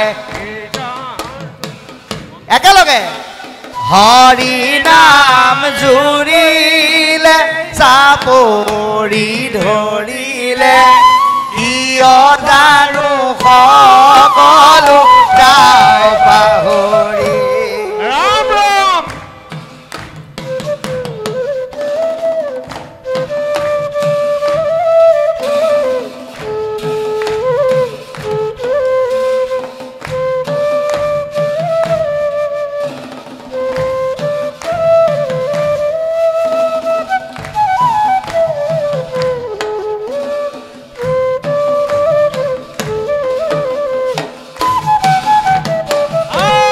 হে ৰাম কলিত হৰিৰ কীৰ্তন এৰিয়া আনমতে চাৱে গতি ৰাম ৰাম কিয় জানো সকলো যাও পাহৰি হৰি নাম ভাল লাগে হৰি নাম ভাল লাগে হৰি নাম জুৰিলে চাপৰি ধৰিলে কিয় জানো সকলো যায় পাহৰি এ ৰাম যেন কুল বধূ ৰাম ৰাম নিজ স্বামী এৰি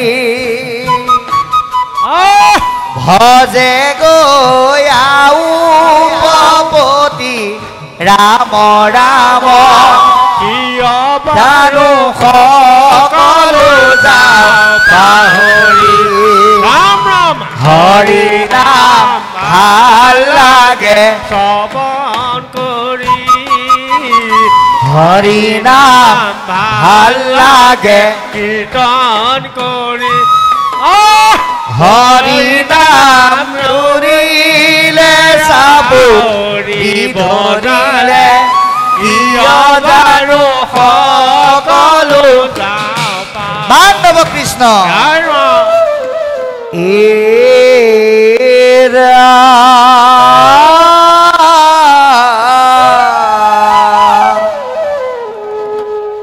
হৰি নাম গুপ্ত ভৈল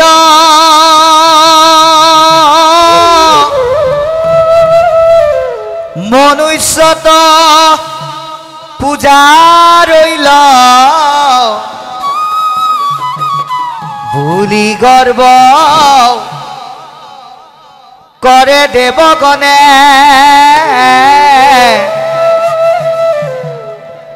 সেহি গৰ্ব চূৰ্ণ কৰি শ্ৰীমন্ত শংকৰে আহি হৰি নাম ভকতক দিলে হে ৰাম ৰাম বাৎসৰা বাৎসৰা মোৰ দুৱাই সোমাই আহা নামঘৰতে আছে ভগৱান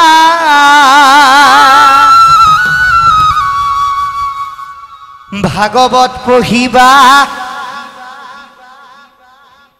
ভকতি কৰিবা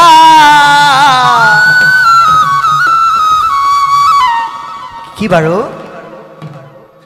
তেহে পাবা বৈকুণ্ঠ স্থান হে ৰাম তেহে পাবা বৈকুণ্ঠ স্থান হে বাৎসৰা মোৰ দুৱাই হে বাৎসৰা মোৰ দুৱাই হে নামঘৰতে আছে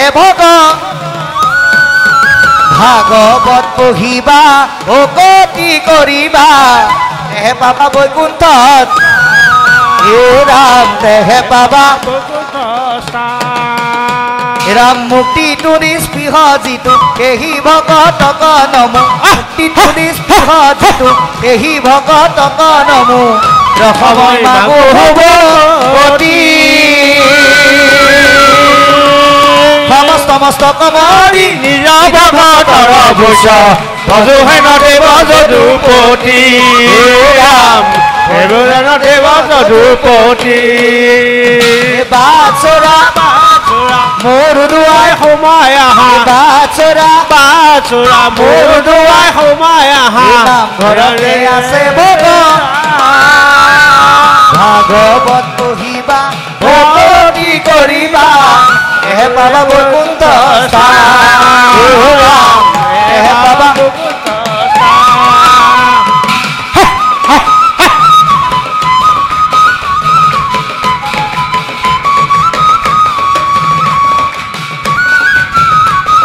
হৰি মোৰ বন্দৱ কৃষ্ণ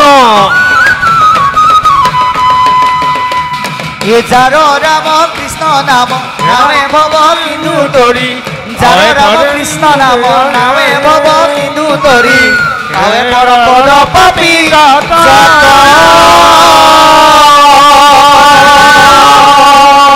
সদানন্দ সদানন্দ হেনয় কৃষ্ণক সদা উপাসা কৰো হৃদয়ত উপাসা কৰো হৃদয়ত এ বাৎসৰা মোৰ দুৱাই সোমাই আহা বাৎসৰা বাৎসৰা মোৰ দুৱাই সোমাই আহা নামঘৰতে আছে ভাগৱত পঢ়িবা ভকতি কৰিবা তেহে পাবা বৈকুণ্ঠ স্থান তেহে পাবা বৈকুণ্ঠ স্থান হে ৰাম ৰাম মৎস্য কুৰ্ম নৰসিংহ বামন পৰশুৰাম মৎস্য কুৰ্ম নৰসিংহ বামন পৰশুৰাম হৰি ৰাম বৰাহ শ্ৰী ৰাম কল্কি নামে আকৃতি ধৰিছা কৃষ্ণ তজু পাৱে কৰো প্ৰণাম তজু পাৱে কৰো প্ৰণাম হে বাৎসৰা মোৰ দুৱাই সোমাই আহা বাৎসৰা বাৎসৰা মোৰ দুৱাই সোমাই আহা নামঘৰতে আছে ভাগৱত পঢ়িবা ভকতি কৰিবা তেহে পাবা বৈকুণ্ঠ স্থান তেহে পাবা বৈকুণ্ঠ স্থান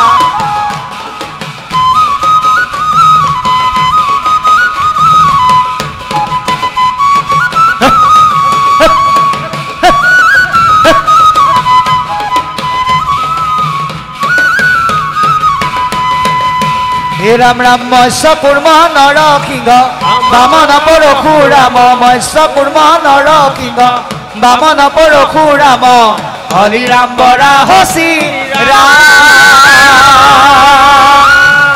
বুদ্ধ কল্কি নামে ৰখ আকৃতি ধৰি চাকিকা তজু পাৱে কৰো প্ৰণাম হে ৰাম তজু পাৱে কৰো প্ৰণাম হে বাৎসৰা মোৰ দুৱাৰ হে বাৎসৰা মোৰ দুৱাৰ নামঘৰতে আছে ভগৱান হে ভাগৱত পঢ়িবা ভক্তি কৰিবা তেহে পাবা বৈকুণ্ঠ স্থান হে ৰাম তেহে পাবা বৈকুণ্ঠ স্থান হে ৰাম তেহে পাবা বৈকুণ্ঠ স্থান হে ৰাম তেহে পাবা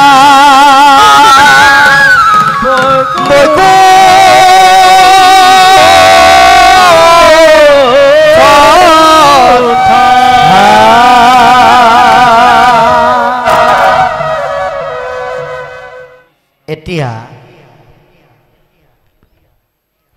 সুন্দৰকৈ এটা কথা আমাক স্পষ্ট কৰালে আসক্ততাই যেতিয়া চূড়ান্ত পৰ্যায় পাই যায় মানুহে জীৱনৰ উত্তৰণৰ পথলৈ যোৱা কৰ্তব্যৰ পৰা বিচলিত হৈ মহাচন্ন ভ্ৰমযুক্ত বাক্য ক'বলৈ আৰম্ভ কৰে এটা তাৰেই প্ৰমাণ কোন ভৰত সেইকাৰণে পৰীক্ষিত ৰজাক সুখদেৱে কৈছে হে ৰাজন এই হৰিণ আৰু ভৰতৰ মাজৰ সম্বন্ধটোৰ কথাখিনি যে কৈ আছো এতিয়া কি হ'ল তোমাক কওঁ শুনা এদিন হঠাৎ সেই গণ্ডকী নদীৰ পাৰৰ সেই সুন্দৰ বিশাল পৰিৱেশৰ মাজত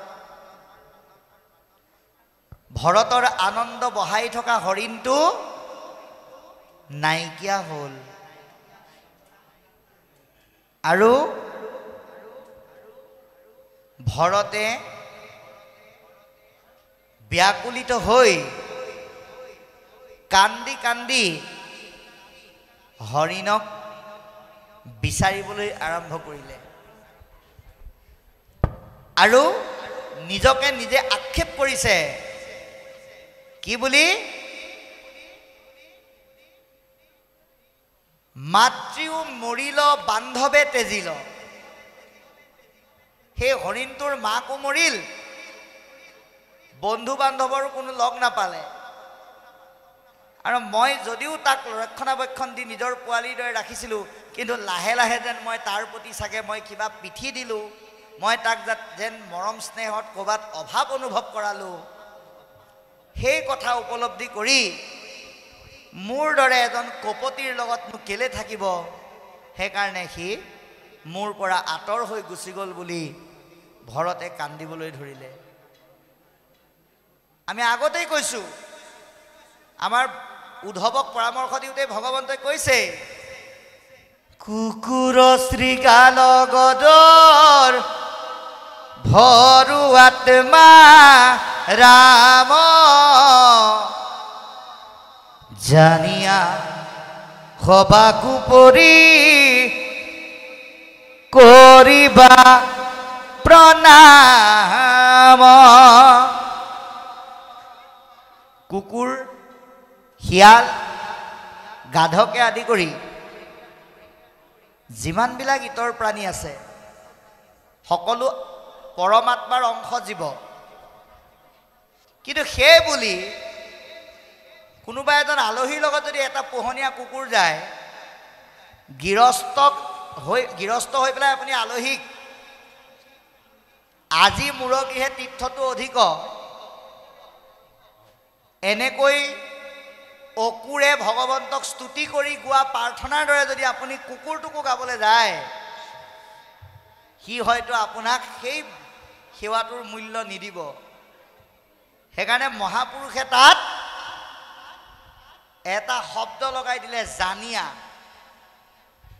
তাক নিৰ্দিষ্ট বিধি অনুসাৰে যেনেকৈ মান্যতা কৰিবলৈ কৈছে তেনেকৈহে কৰিবলৈ কৈছে। কিন্তু এতিয়া ভৰতে তাতকৈ ওপৰত গৈ নিজৰ লগতে ৰাখি আসক্ততাত বদ্ধ হৈ ইমানেই সেই ভৰতৰ চিন্তাত শ্ৰম মন তন সমস্তখিনি অৰ্পণ কৰি দিলে, যাৰ কাৰণে তেওঁৰ মনটো কৃষ্ণ সেৱাৰ চিন্তনৰ পৰা সেই পুত্ৰৰ দৰে ভাৱনাটো হৰিণৰ মনলৈ আহিল। যাৰ কাৰণে কি বুলি ক'লে, অতি সুন্দৰকৈ কৈছে যে মই যেতিয়া আসনত বহি পেলাই পূজা কৰি থাকোঁ, ইয়াত পদে এতিয়ালৈকে লিখা কথাখিনি আলোচনা কৰিছোঁ, মই যেতিয়া আসনত বহি পূজা কৰি থাকোঁ, মোৰ কাষতেই তুমি বহা আৰু বহি পেলাই তোমাৰ কোমল কোমল শিংকিডালে মোক স্পৰ্শ কৰি থাকা আৰু পূজাৰ যি দ্ৰব্য সেইখিনিও তুমি কেতিয়াবা খাই বৈ নষ্ট কৰি দিয়া, কিন্তু মই তথাপিতো সেইবিলাক আনন্দ মনে হাঁহি হাঁহি চাই তোমাক মই একোৱেই নকৰোঁ, একো শাস্তি নিদিওঁ। ইমান ধুনীয়াকৈ তোমাক লালন পালন কৰিলোঁ, কিহতনো দুখ পালা, হঠাৎ তুমি কলৈ গুচি গ'লা, এই বুলি ভৰতে দুখ প্ৰকাশ কৰি কান্দি কান্দি নিজৰ মনৰ ভাৱ ব্যক্ত কৰিছে। আৰু কি বুলি কৈছে,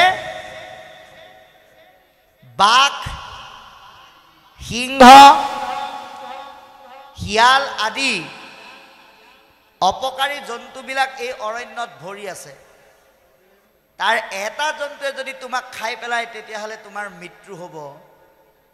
গতিকে কি বুলি কৈছে, এতিয়া শেষত মই এটাই প্ৰাৰ্থনা কৰিছোঁ, গৰুৰ কেতু পৰম ব্ৰহ্ম ভগৱন্তই যদি তোমাক নাৰাখে আৰু কোনেও তোমাক ৰক্ষা কৰিব নোৱাৰিব।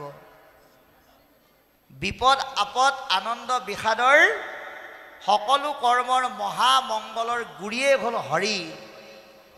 গতিকে ভৰতে যদিও এক ঋণাত্মক চিন্তা প্ৰকাশ কৰিছে, ইয়াৰ মাধ্যমেৰে আমাক কৈছে যে আমাক কোনেও কোনো পৰিস্থিতিতে ৰক্ষা কৰিব নোৱাৰে যদিহে হৰিয়ে নাৰাখে। সেইকাৰণে আপুনি 2 মহলীয়া বিল্ডিঙত ওপৰত থাকিলেও মৰিব লাগিব আৰু গছৰ তলত থাকিলেও আপুনি বাচিব, যিটো কথা আজি এই ভৰতৰ বাণীৰ যোগেদি সুন্দৰকৈ প্ৰকাশিত হৈছে। সেইকাৰণে ভাগৱতৰ 4ৰ্থ স্কন্ধত আপোনাক আমাক এটা সাৱধান বাণী কৰিছে, যেতিয়া ধ্ৰুৱই মাহী মাতৃ অৰ্থাৎ বৈ মাতৃৰ পৰামৰ্শ মৰ্মে জন্মদাত্ৰী মাতৃৰ আজ্ঞা লৈ বনাশ্ৰমত ঈশ্বৰক চিন্তা কৰিবলৈ গৈছিল, পৰীক্ষা কৰিবৰ কাৰণে কোন আহিছিল, নাৰদ। নাৰদে আহি ধ্ৰুৱক কৈছিল যে বিশাল অৰণ্যৰ মাজত বাঘ সিংহ অপকাৰী জন্তু ঢেৰ আছে, সেইবিলাকে তোমাক তোমাৰ দৰে এটা সৰু ল'ৰা, তোমাকতো দেখাত ৰাজকুমাৰ যেনেই লাগে, গতিকে তোমাক শেষ কৰিবলৈ কিন্তু বেছি সময় নালাগিব, গতিকে তুমি ঘূৰি যোৱা। তেতিয়া ধ্ৰুৱই কি কৈছিল, এৰা গৃহতে থাকন্তে জানা আপুনি মৰয় পথটো বাচয় যদি ঈশ্বৰে ৰাখয়। আপুনি ঘৰৰ ভিতৰত থাকিলেও আপুনি এই সংসাৰৰ পৰা যাব লাগিব যদি ঈশ্বৰে নাৰাখে, আপুনি গছৰ তলত থাকিলেও বাচিব যদিহে ভগৱন্তই আপোনাক ৰক্ষা কৰে। এতিয়া সেই কথাটো ভৰতে কৈছে যে বাঘ সিংহ অপকাৰী জন্তুবিলাকৰ পৰা, অহনি পৰিৱেশবিলাকৰ পৰা তোমাক ৰক্ষা কৰাৰ এজনেই দেৱতা আছে, সেইজনেই হৈছে হৰি, সেইজনেই গৰুৰ কেতু। গতিকে তেওঁৰ চৰণতে মই প্ৰাৰ্থনা জনাইছোঁ, মোৰ সেই পুত্ৰ সদৃশ হৰিণ পোৱালিটো তুমি ৰক্ষা কৰা। এই বুলি কোৱাৰ পিছত কি বুলি কৈছে যে সূৰ্য অস্ত গ'ল, সন্ধিয়া হ'ল, কিন্তু সেই মুহূৰ্তলৈকে ভৰতে হৰিণটোক ক'তো কেতিয়াও দেখিবলৈ পোৱা নাই। অলপ পিছত কিন্তু দেখা পাবগৈ। গতিকে এই কথাখিনি আমাক কৈছে যে সূৰ্যৰ পোহৰ গুচি সন্ধিয়া হ'ল, তেতিয়ালৈকে হৰিণক নেদেখি কেৱল ইনাই বিনাই কান্দি কান্দি নিজকে আক্ষেপ কৰি ভৰতে পুত্ৰক বিচাৰি, হৰিণ পুত্ৰক বিচাৰি ব্যাকুলিত হৈ পৰিছে যে মই পূজা কৰি থাকোঁতে তুমি মোৰ গাৰ নোম কেইডালমান কামুৰি আৰু আকুহি পেলাই ছিঙি দিছিলা, তথাপিতো মই তোমাক একো কোৱা নাছিলোঁ। কিন্তু যেতিয়া যিকোনো এটা কাম নকৰিবা বুলি কোৱাৰ পিছত বাৰে বাৰে কৰে, তেতিয়া মানুহ সাধাৰণতে অতিষ্ঠ হৈ যায়। গতিকে এবাৰ নহয় দুবাৰ নহয় বাৰে বাৰে যেতিয়া পূজাৰ দ্ৰব্য তুমি নষ্ট কৰিলা, মই তোমাক অকণমান খঙৰ দৃষ্টিৰে ব্যৱহাৰ কৰিলোঁ। হয়তো সেই ব্যৱহাৰত দুখ পাই তুমি মোৰ এই স্থানৰ পৰা আঁতৰি গ'লা। গতিকে পৰৱৰ্তী সময়ত তোমাক মই যদি আকৌ লগ পাওঁ, তোমাক আৰু মই কেতিয়াও বেয়া ব্যৱহাৰ নকৰোঁ, তুমি মোক ক্ষমা কৰি দিয়া আৰু তুমি মোৰ ওচৰলৈ গুচি আহা। এই বুলি ভৰতে প্ৰাৰ্থনা জনাইছে আৰু বসুমতীক ধন্যবাদ জনাইছে। হে আই বসুমতী, তুমি সঁচাকৈ ধন্য যুগৰ পুণ্য মাতৃ, কাৰণ তোমাৰ বুকুতেই ভাল বেয়া সমস্ত কৰ্ম হয় আৰু তুমি সাক্ষীৰূপে তোমাৰ বুকুত সেইসমূহ ধৰি ৰাখিব পাৰা। মোৰ সেই হৰিণ পুত্ৰও কেনিবা তোমাৰ বুকুৱেদি পাৰ হৈ গৈছিল নেকি? তুমি কিবা তাৰ চিহ্ন ধৰি ৰাখিছা নেকি? এই বুলি বসুমতীক ভৰতে নিবেদন কৰিছে।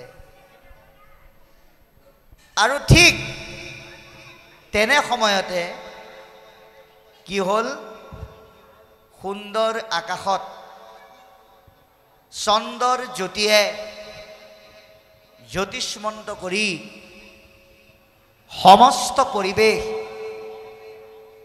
সুশোভিত কৰি তুলিলে। আৰু সেই চন্দ্ৰৰ পোহৰক ভৰতে নিবেদন কৰিছে, হে ৰজনীনাথ, তুমি তোমাৰ জ্যোতিৰে মোক দেখুৱাই দিয়াচোন মোৰ পুত্ৰ কেনিবা গৈছে নেকি?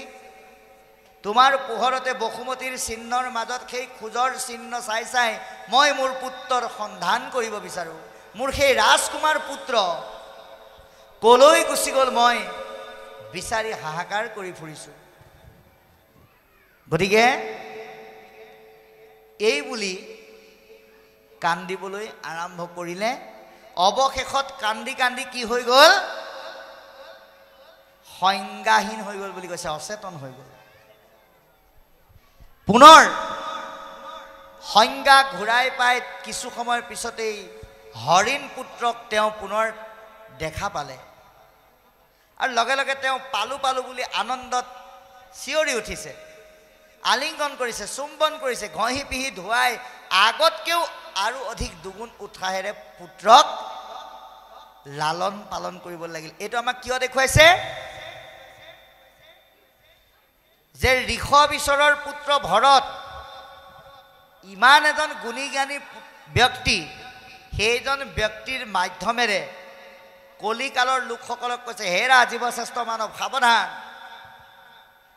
ঈশ্বৰমুখী পথত যদি তুমি অকণমান গণ্ডগোল কৰি দিয়া, তোমাৰ হৃদয়ৰ মাজেদি চলি থকা আনন্দৰ প্ৰবাহিত গতিটোৰ কিন্তু পৰিৱৰ্তন হৈ যাব। আত্মাবাদী চিন্তাৰে পৰিণত হ'ব লগা আনন্দ কিন্তু মুহূৰ্ততে দেহমুখী হৈ যাব। এতিয়া ভৰতৰ তেনেকুৱাই হৈছে। দুখটো কেতিয়া লাগিছিল? পুত্ৰ, হৰিণ হ'লেও পুত্ৰ, তাক নোপোৱালৈকে দুখত হৈ আছিলে আৰু পোৱাৰ লগে লগে আনন্দ আহিল। এতিয়া আমাৰো তেনেকুৱাই হয়। আমি য'ত দুখ প্ৰেম কৰিব লাগে, য'ত দুখ কৰিব লাগে, য'ত অশ্ৰু নিগৰাব লাগে, আমি তাত নকৰোঁ। কিন্তু অনাসক্ত অনাসক্ত বস্তুবিলাকত আমি দুখ কৰোঁ। আমি পুত্ৰ হেৰালে দুখ কৰোঁ, ভাৰ্যা হেৰালে দুখ কৰোঁ, ইষ্ট মিত্ৰ কুটুম্ব হেৰালে আমি দুখ কৰোঁ। কিন্তু এটা কথা মনত ৰাখিব, পুত্ৰ হেৰাই গ'লে পায়, ভাৰ্যা হেৰাই গ'লে পায়, এনেকুৱা মনুষ্য জীৱনক এবাৰ, এনেকুৱা মনুষ্য জীৱনক আকৌ এৰিলে পাবলৈ নাই, অ' আই এৰিলে পাবলৈ নাই। পুত্ৰ হেৰাই গ'লে আপুনি আকৌ পাব, ভাৰ্যা হেৰাই গ'লেও পাব, কিন্তু এই নৰদেহটো যদি গুচি যায় আপুনি হয়তো নাপাবও পাৰে। ভগৱন্তই আপোনাক কৃপা কৰি 3 বাৰ জন্ম দিছে, আপুনি এতিয়া কোন নম্বৰ বা সেইটো আপুনি নাজানে। সেইকাৰণে ভৰতৰ মাধ্যমেৰে কৈছে, যিবিলাক আনন্দৰ ৰস লাভ কৰি বাক্য আৰু ভাৱৰ দ্বাৰা আনন্দৰ পৰিসৰটো য'ত ডাঙৰ কৰিব লাগে তাত ডাঙৰ নকৰা, য'ত ডাঙৰ কৰিব নালাগে তাক যদি ডাঙৰ কৰা, তেতিয়াহ'লে পুনৰূপী জনমং পুনৰূপী মৰণং হৈ থাকিবই লাগিব।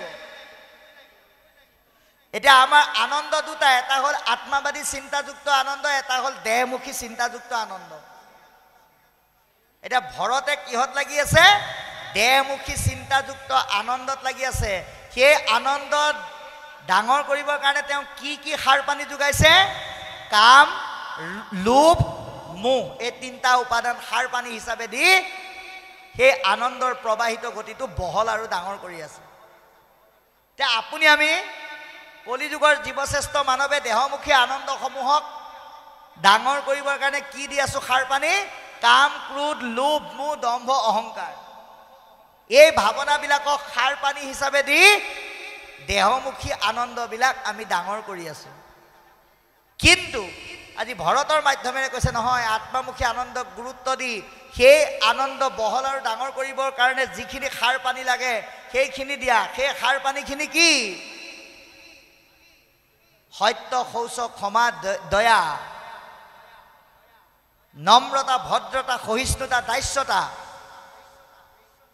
এই সাৰ পানীৰ দ্বাৰা আত্মামুখী আনন্দক বহল আৰু ডাঙৰ কৰিবৰ কাৰণে চেষ্টা কৰাৰ লক্ষ্যৰে এই কাহিনীটো আমাক অৱতাৰণা কৰিছে। সেইকাৰণে দেহমুখী আনন্দতকৈ আত্মামুখী আনন্দ একাত্ম হ'বলৈ হ'লে আৰু সেই আনন্দই জীৱনত প্ৰভাৱ পেলাবলৈ হ'লে আমাৰ ভাৱনাবিলাক কেনেকুৱা হ'ব লাগিব? গীতাত কৈছে,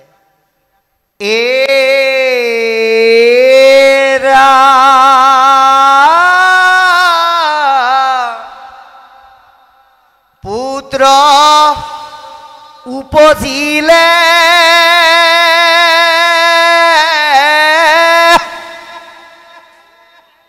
আনন্দ নকৰে, মৰিলে নকৰে শোক,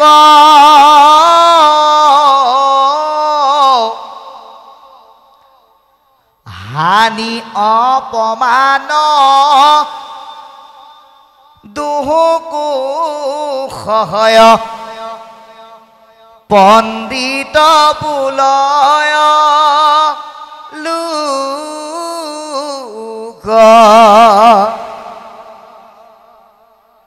পালেও আনন্দ নাই, নাপালেও বিষাদ নাই। এই ভাৱনাৰে সংসাৰত যদি আপুনি গতি কৰিব পাৰে, তেতিয়া মায়াৰ চিন্তাই আপোনাক কৰ্মবন্ধনত কেতিয়াও বন্দী কৰি ৰাখিব নোৱাৰে। এই সিদ্ধান্ত আমাক আজি দিছে। গতিকে ইয়াৰ পিছত ভৰতৰনো হৰিণৰ লগত আসক্ত হৈ কথা পাতোঁতে পাতোঁতে শেষতনো কি হয় আমি গম লওঁচোন আহক। আমাক এটা কথা আজি হৰিণৰ মাধ্যমেৰে ভৰতৰ এই সম্বন্ধৰ দ্বাৰা বুজাই দিলে। বাবাই সমস্ত এটা কথা মনত ৰাখিব, আপুনি মানুহ হিচাপে জন্মগ্ৰহণ কৰিলে, জন্মগ্ৰহণ কৰাৰ লগে লগে আপোনাৰ জীৱনৰ প্ৰতিটো স্তৰত কিছুমান সম্বন্ধ আছে। আপুনি শিশু হ'ল, কিশোৰ হ'ল, যৌৱন প্ৰাপ্ত কৰিলে, বিয়া বাৰু কৰাই সংসাৰ কৰিলে, কিন্তু সেইবিলাক আপোনাৰ অবিহনে সিহঁতৰ অৱস্থা নাজল নাথল হ'ব বুলি যদি আপুনি সেইখিনি কথাকে ভাবি থাকে, আপুনি কিন্তু জীৱনৰ আত্মাৰ উন্নতি সাধন কৰিব নোৱাৰিব। অতি সুন্দৰকৈ এই কথা ভৰতৰ মাধ্যমেৰে বুজাইছে আৰু কৈছে যে জীৱৰ প্ৰাৰব্ধ কৰ্মৰ ফলটো কেতিয়াও কিন্তু শেষ নহয়। আমাৰ কৰ্মৰ ফলটোক শাস্ত্ৰই 3টা ভাগত ভাগ কৰিছে: অতীত, বৰ্তমান, ভৱিষ্যত, আৰব্ধ, প্ৰাৰব্ধ আৰু অনাৰব্ধ। আজি যে আপোনালোকে এটা কথা চাব, আমি অলপ আগতেও কৈছোঁ, কিছুমান মানুহক মাতি আনিলেও নামঘৰলৈ নাহে আৰু কিছুমানে শুনাৰ লগে লগে 1 নম্বৰতে আহে। 1 নম্বৰত আহে আৰু 100 নম্বৰত যায়। প্ৰথমতে আৰু আহে আৰু শেষত যায়। আৰু কিছুমানে আকৌ 3 দিন 3 ৰাতি শুনি থাকিলেও নাহে। এতিয়া ভাগৱতে এটা সিদ্ধান্ত দিছে, এই যে আপুনি আমি মানুহৰ জন্ম পাই পেলাই যে এনেকৈ আপোনালোকৰ এই নামঘৰত যে একেলগে বহিব পাৰিলোঁ, ইয়াৰ কাৰণ আছে। এই কলিযুগত যিসকল ভকত ৰূপে মিলিত হৈছে, সেইসকলে আছিলে কৃষ্ণৰ সময়ত ব্ৰজধামৰ গোপীসকল। কাৰণ তেওঁলোকক ভগৱন্তই স্বীকৃতি দিছে কি বুলি? এ ৰাম অইনু অন্যে নাৰী সম্বুধি কয়, ৰাম মাধৱক চাই গোপী সব সম ভাগ্যৱতী নাৰী, ইতিনি ভুৱনে নাই। গোপীসকলৰ সমান অৰ্থাৎ ভকতৰ সমান ভাগ্যৱান মানুহ আৰু এই সংসাৰত নাই, যাৰ কাৰণে তেওঁলোকে আহি এতিয়া ভকত হৈছে। এতিয়া ভৰতৰ ক্ষেত্ৰত সেইটোকে কৈছে যে তেওঁ অতীততে যি এই গণ্ডকী নদীৰ পাৰলৈ অহা আগতে যি কৃষ্ণৰ পুণ্যযুক্ত কৰ্ম কৰিছিল, সেই পুণ্যখিনি সঞ্চিত হৈ আছে। জীৱনৰ বা বহু জন্মৰ পিছত হ'লেও তেওঁ সেই পুণ্যখিনিয়ে কামত দিব।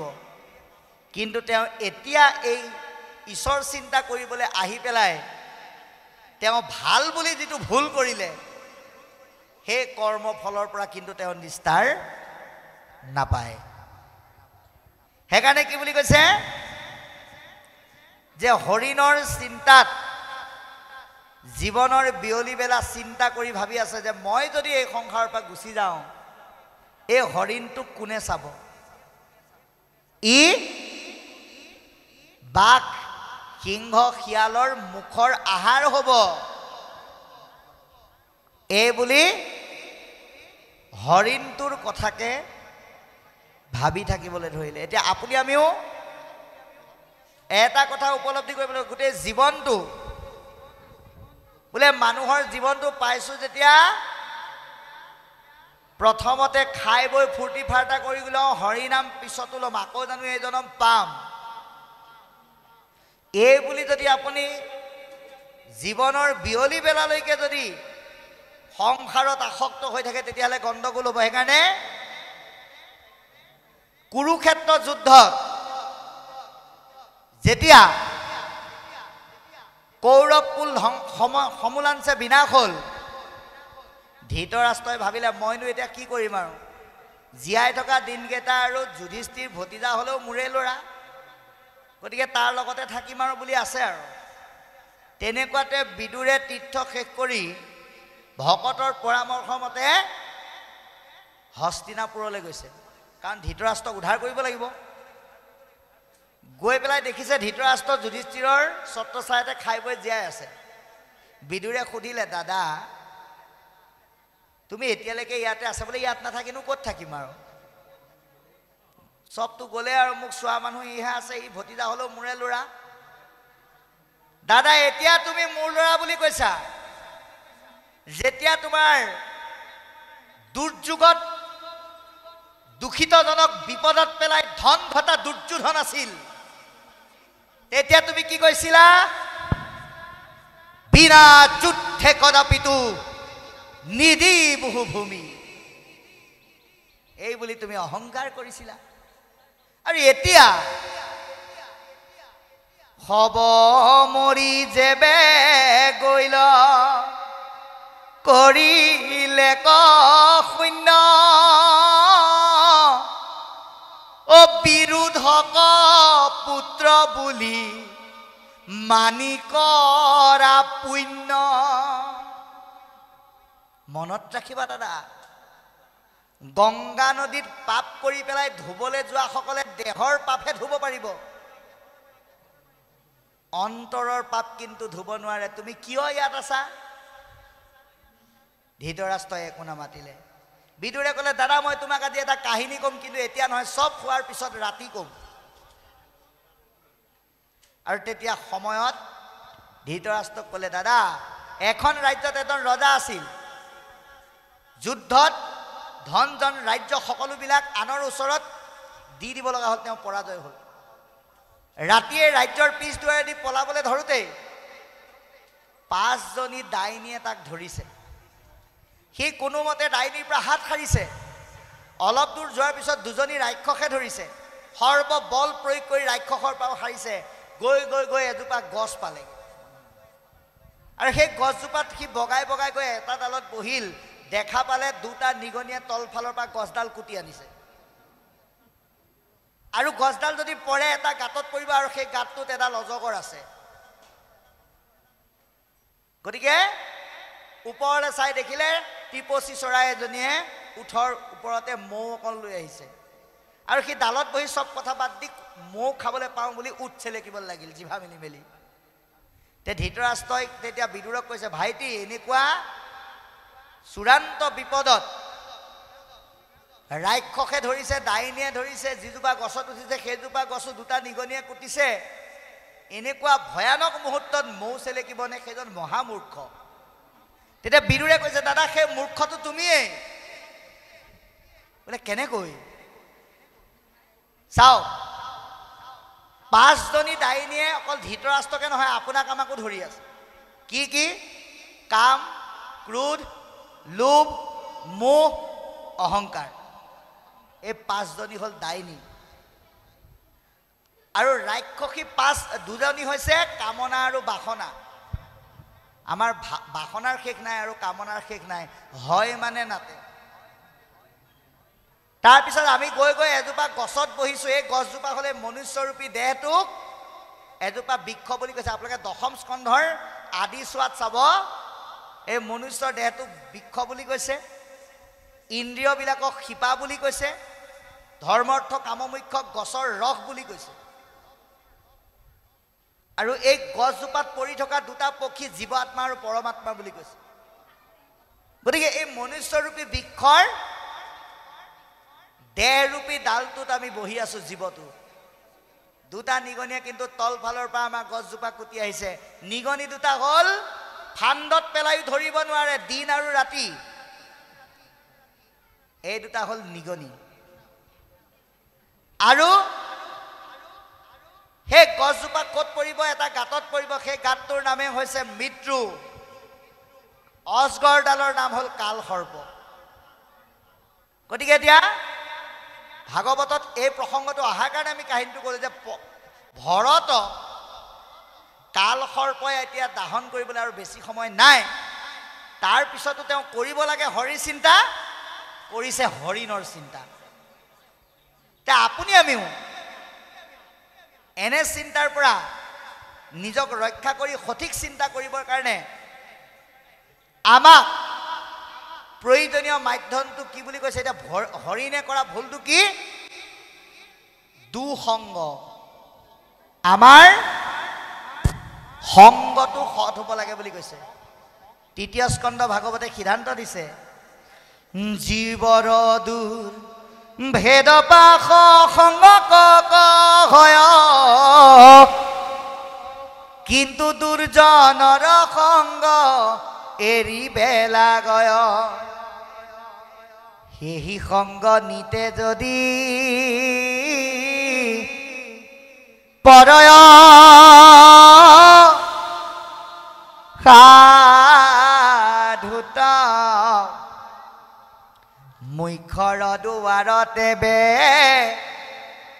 হুয় মুকুত। গতিকে আমি নিত্যভাৱে যদি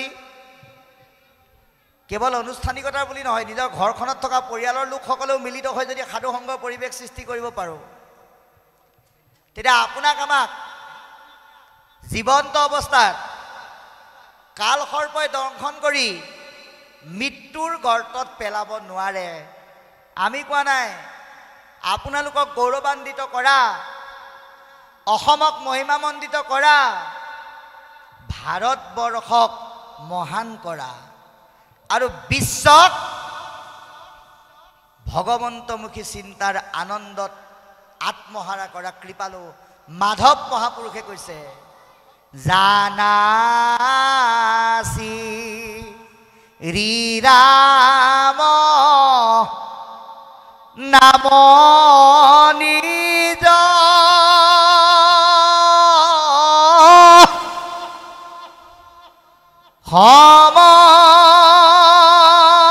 সমস্ত শাস্ত্ৰ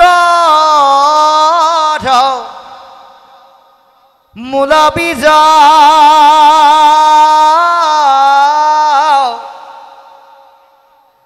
সঞ্জীৱনী প্ৰায়ী যাৰ মনে প্ৰৱেশ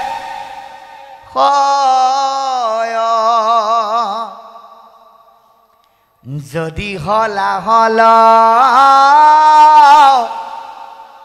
পান কৰে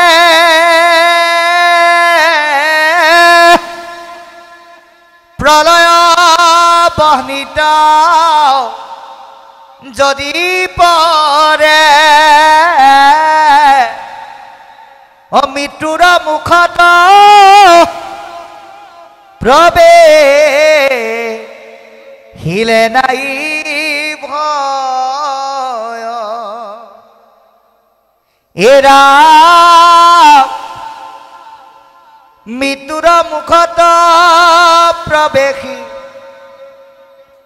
নাই ভয়।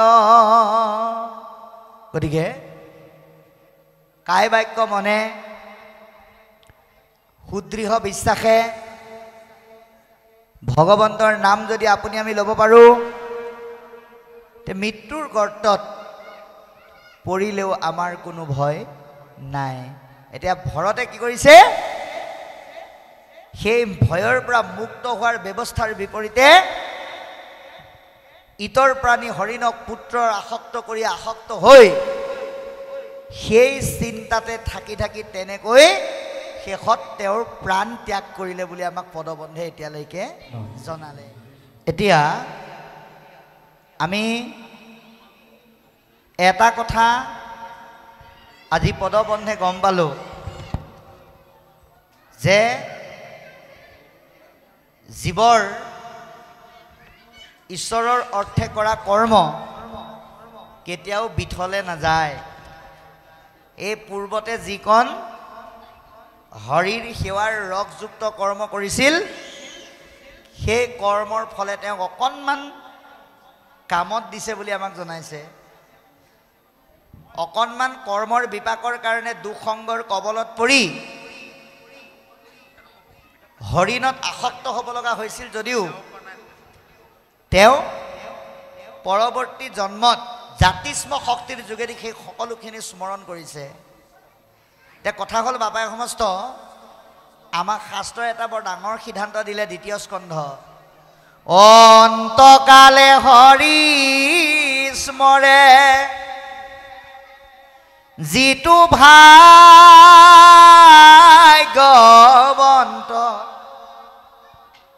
তাহাৰ মহিমা কহি কোনে পাৱে অন্ত। মৰিবৰ সময়ত বোলে হৰিনাম যিজনে লয় তেওঁৰ মহিমাৰ কথা কৈ বোলে কোনেও শেষ কৰিব নোৱাৰে। কিন্তু আপুনি যদি ভাবি লয় তেতিয়াহ'লে ঠিকে আছে, এতিয়া নাম নলওঁ, মৰিবৰ সময়ত ল'ম, কামত নাহিব। আপুনি যদি বেংকত যদি একাউণ্ট এটা খুলি পেলাই তাত যদি পইচা জমাই নকৰে, উলিয়াবলৈ গ'লে আপোনাক কি বুলি ক'ব? আপুনি অকণমান মানসিকভাৱে বিকাৰগ্ৰস্ত নেকি? বোলে কেলে? আপুনি একাউণ্টটো খুলিছিলে হয়, পইচা থৈছিল জানো? এৰাটো আকৌ নথলোঁ। ঠিক তদ্ৰূপ এই হৃদয় নামৰ বেংকটোত আপোনালোকে অকল বাহ্যিক বা দেহৰ ধনৰ পলিচি খুলিলেই নহ'ব। আত্মাৰ ধন অৰ্জন কৰিবৰ কাৰণে হৃদয় নামৰ বেংকতো পলিচি দুটামান খুলিব লাগিব। আৰু তাৰ কাৰণে ভকত নামৰ এজেণ্টে ভাগৱত ৰূপী গ্ৰন্থৰ দ্বাৰা আপোনালোকক পৰামৰ্শ দি আছে কোনটো পলিচি কেইবছৰলৈ খুলিলে কিমান লাভ হ'ব। আপুনি আমি কেৱল খুলিব লাগে, অৰ্থাৎ আমি ভকতৰ যোগেদি ৰাম নামৰ মহাধন জমা কৰিব লাগে, যি খৰচ কৰিলেও শেষ নহয়। কিন্তু তাৰ বিপৰীতে আপুনি যদি গোটেই জীৱনটো ঈশ্বৰ বিমুখী চিন্তাবিলাকে কৰে, জীৱনৰ শেষ সময়তো সেই চিন্তাবিলাকে আহিব। প্ৰমাণ দিলে চতুৰ্থ স্কন্ধত পুৰঞ্জন ৰজা, যিয়ে কি কৰিলে? আহাৰ পুৰঞ্জনে শ্ৰী ভাৱ চিন্তিলে মনত, স্ত্ৰী হৈয়া উপজিলা ঘোৰ সংসাৰত।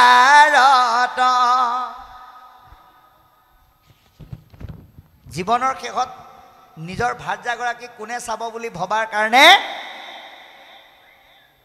পৰৱৰ্তী সময়ত বিদৰ্ভ ৰজাৰ ৰাণী ৰূপে পুৰঞ্জন ৰজাই জন্মগ্ৰহণ কৰিব লগা হ'ল। আৰু ভৰতৰো ঠিক একেই হ'ল। জাতিস্ম শক্তি থকাৰ কাৰণেহে অকণমান ৰক্ষা পাইছে। সেইকাৰণে শাস্ত্ৰই সিদ্ধান্ত দিছে, মৰিবাৰ বেলা যিটো চিন্তি মৰে নৰ, উপজিয়া ধৰে জানা সেহি কলে বৰ। মৰিবৰ সময়ত যি চিন্তা কৰিব জীৱনৰ শেষত সেয়াই ৰূপ ধৰিব। সেইকাৰণে আপোনাৰ চিন্তা আহিব লগা উৎসটোক আপুনি নিয়ন্ত্ৰণ কৰিব লাগিব। আপোনাৰ চিন্তা অহা উৎসটো কি? মনটো। মনটো যাতে ঈশ্বৰ বিমুখী মায়াৰ চিন্তালৈ নাযায়, সেইকাৰণে গুৰুজনাই দিয়া পৰামৰ্শ মতে মনটো ক'ত লগাবলৈ কৈছে? মন মেৰিৰা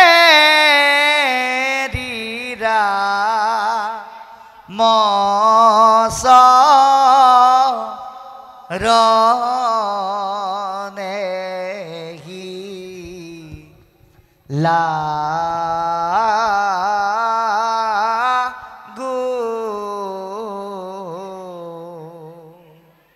তই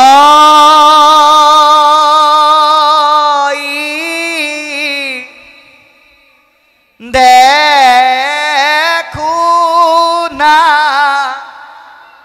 অন্তত আগু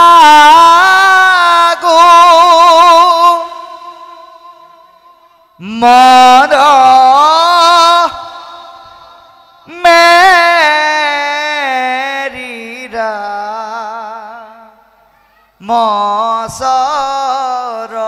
মচৰণে হি লা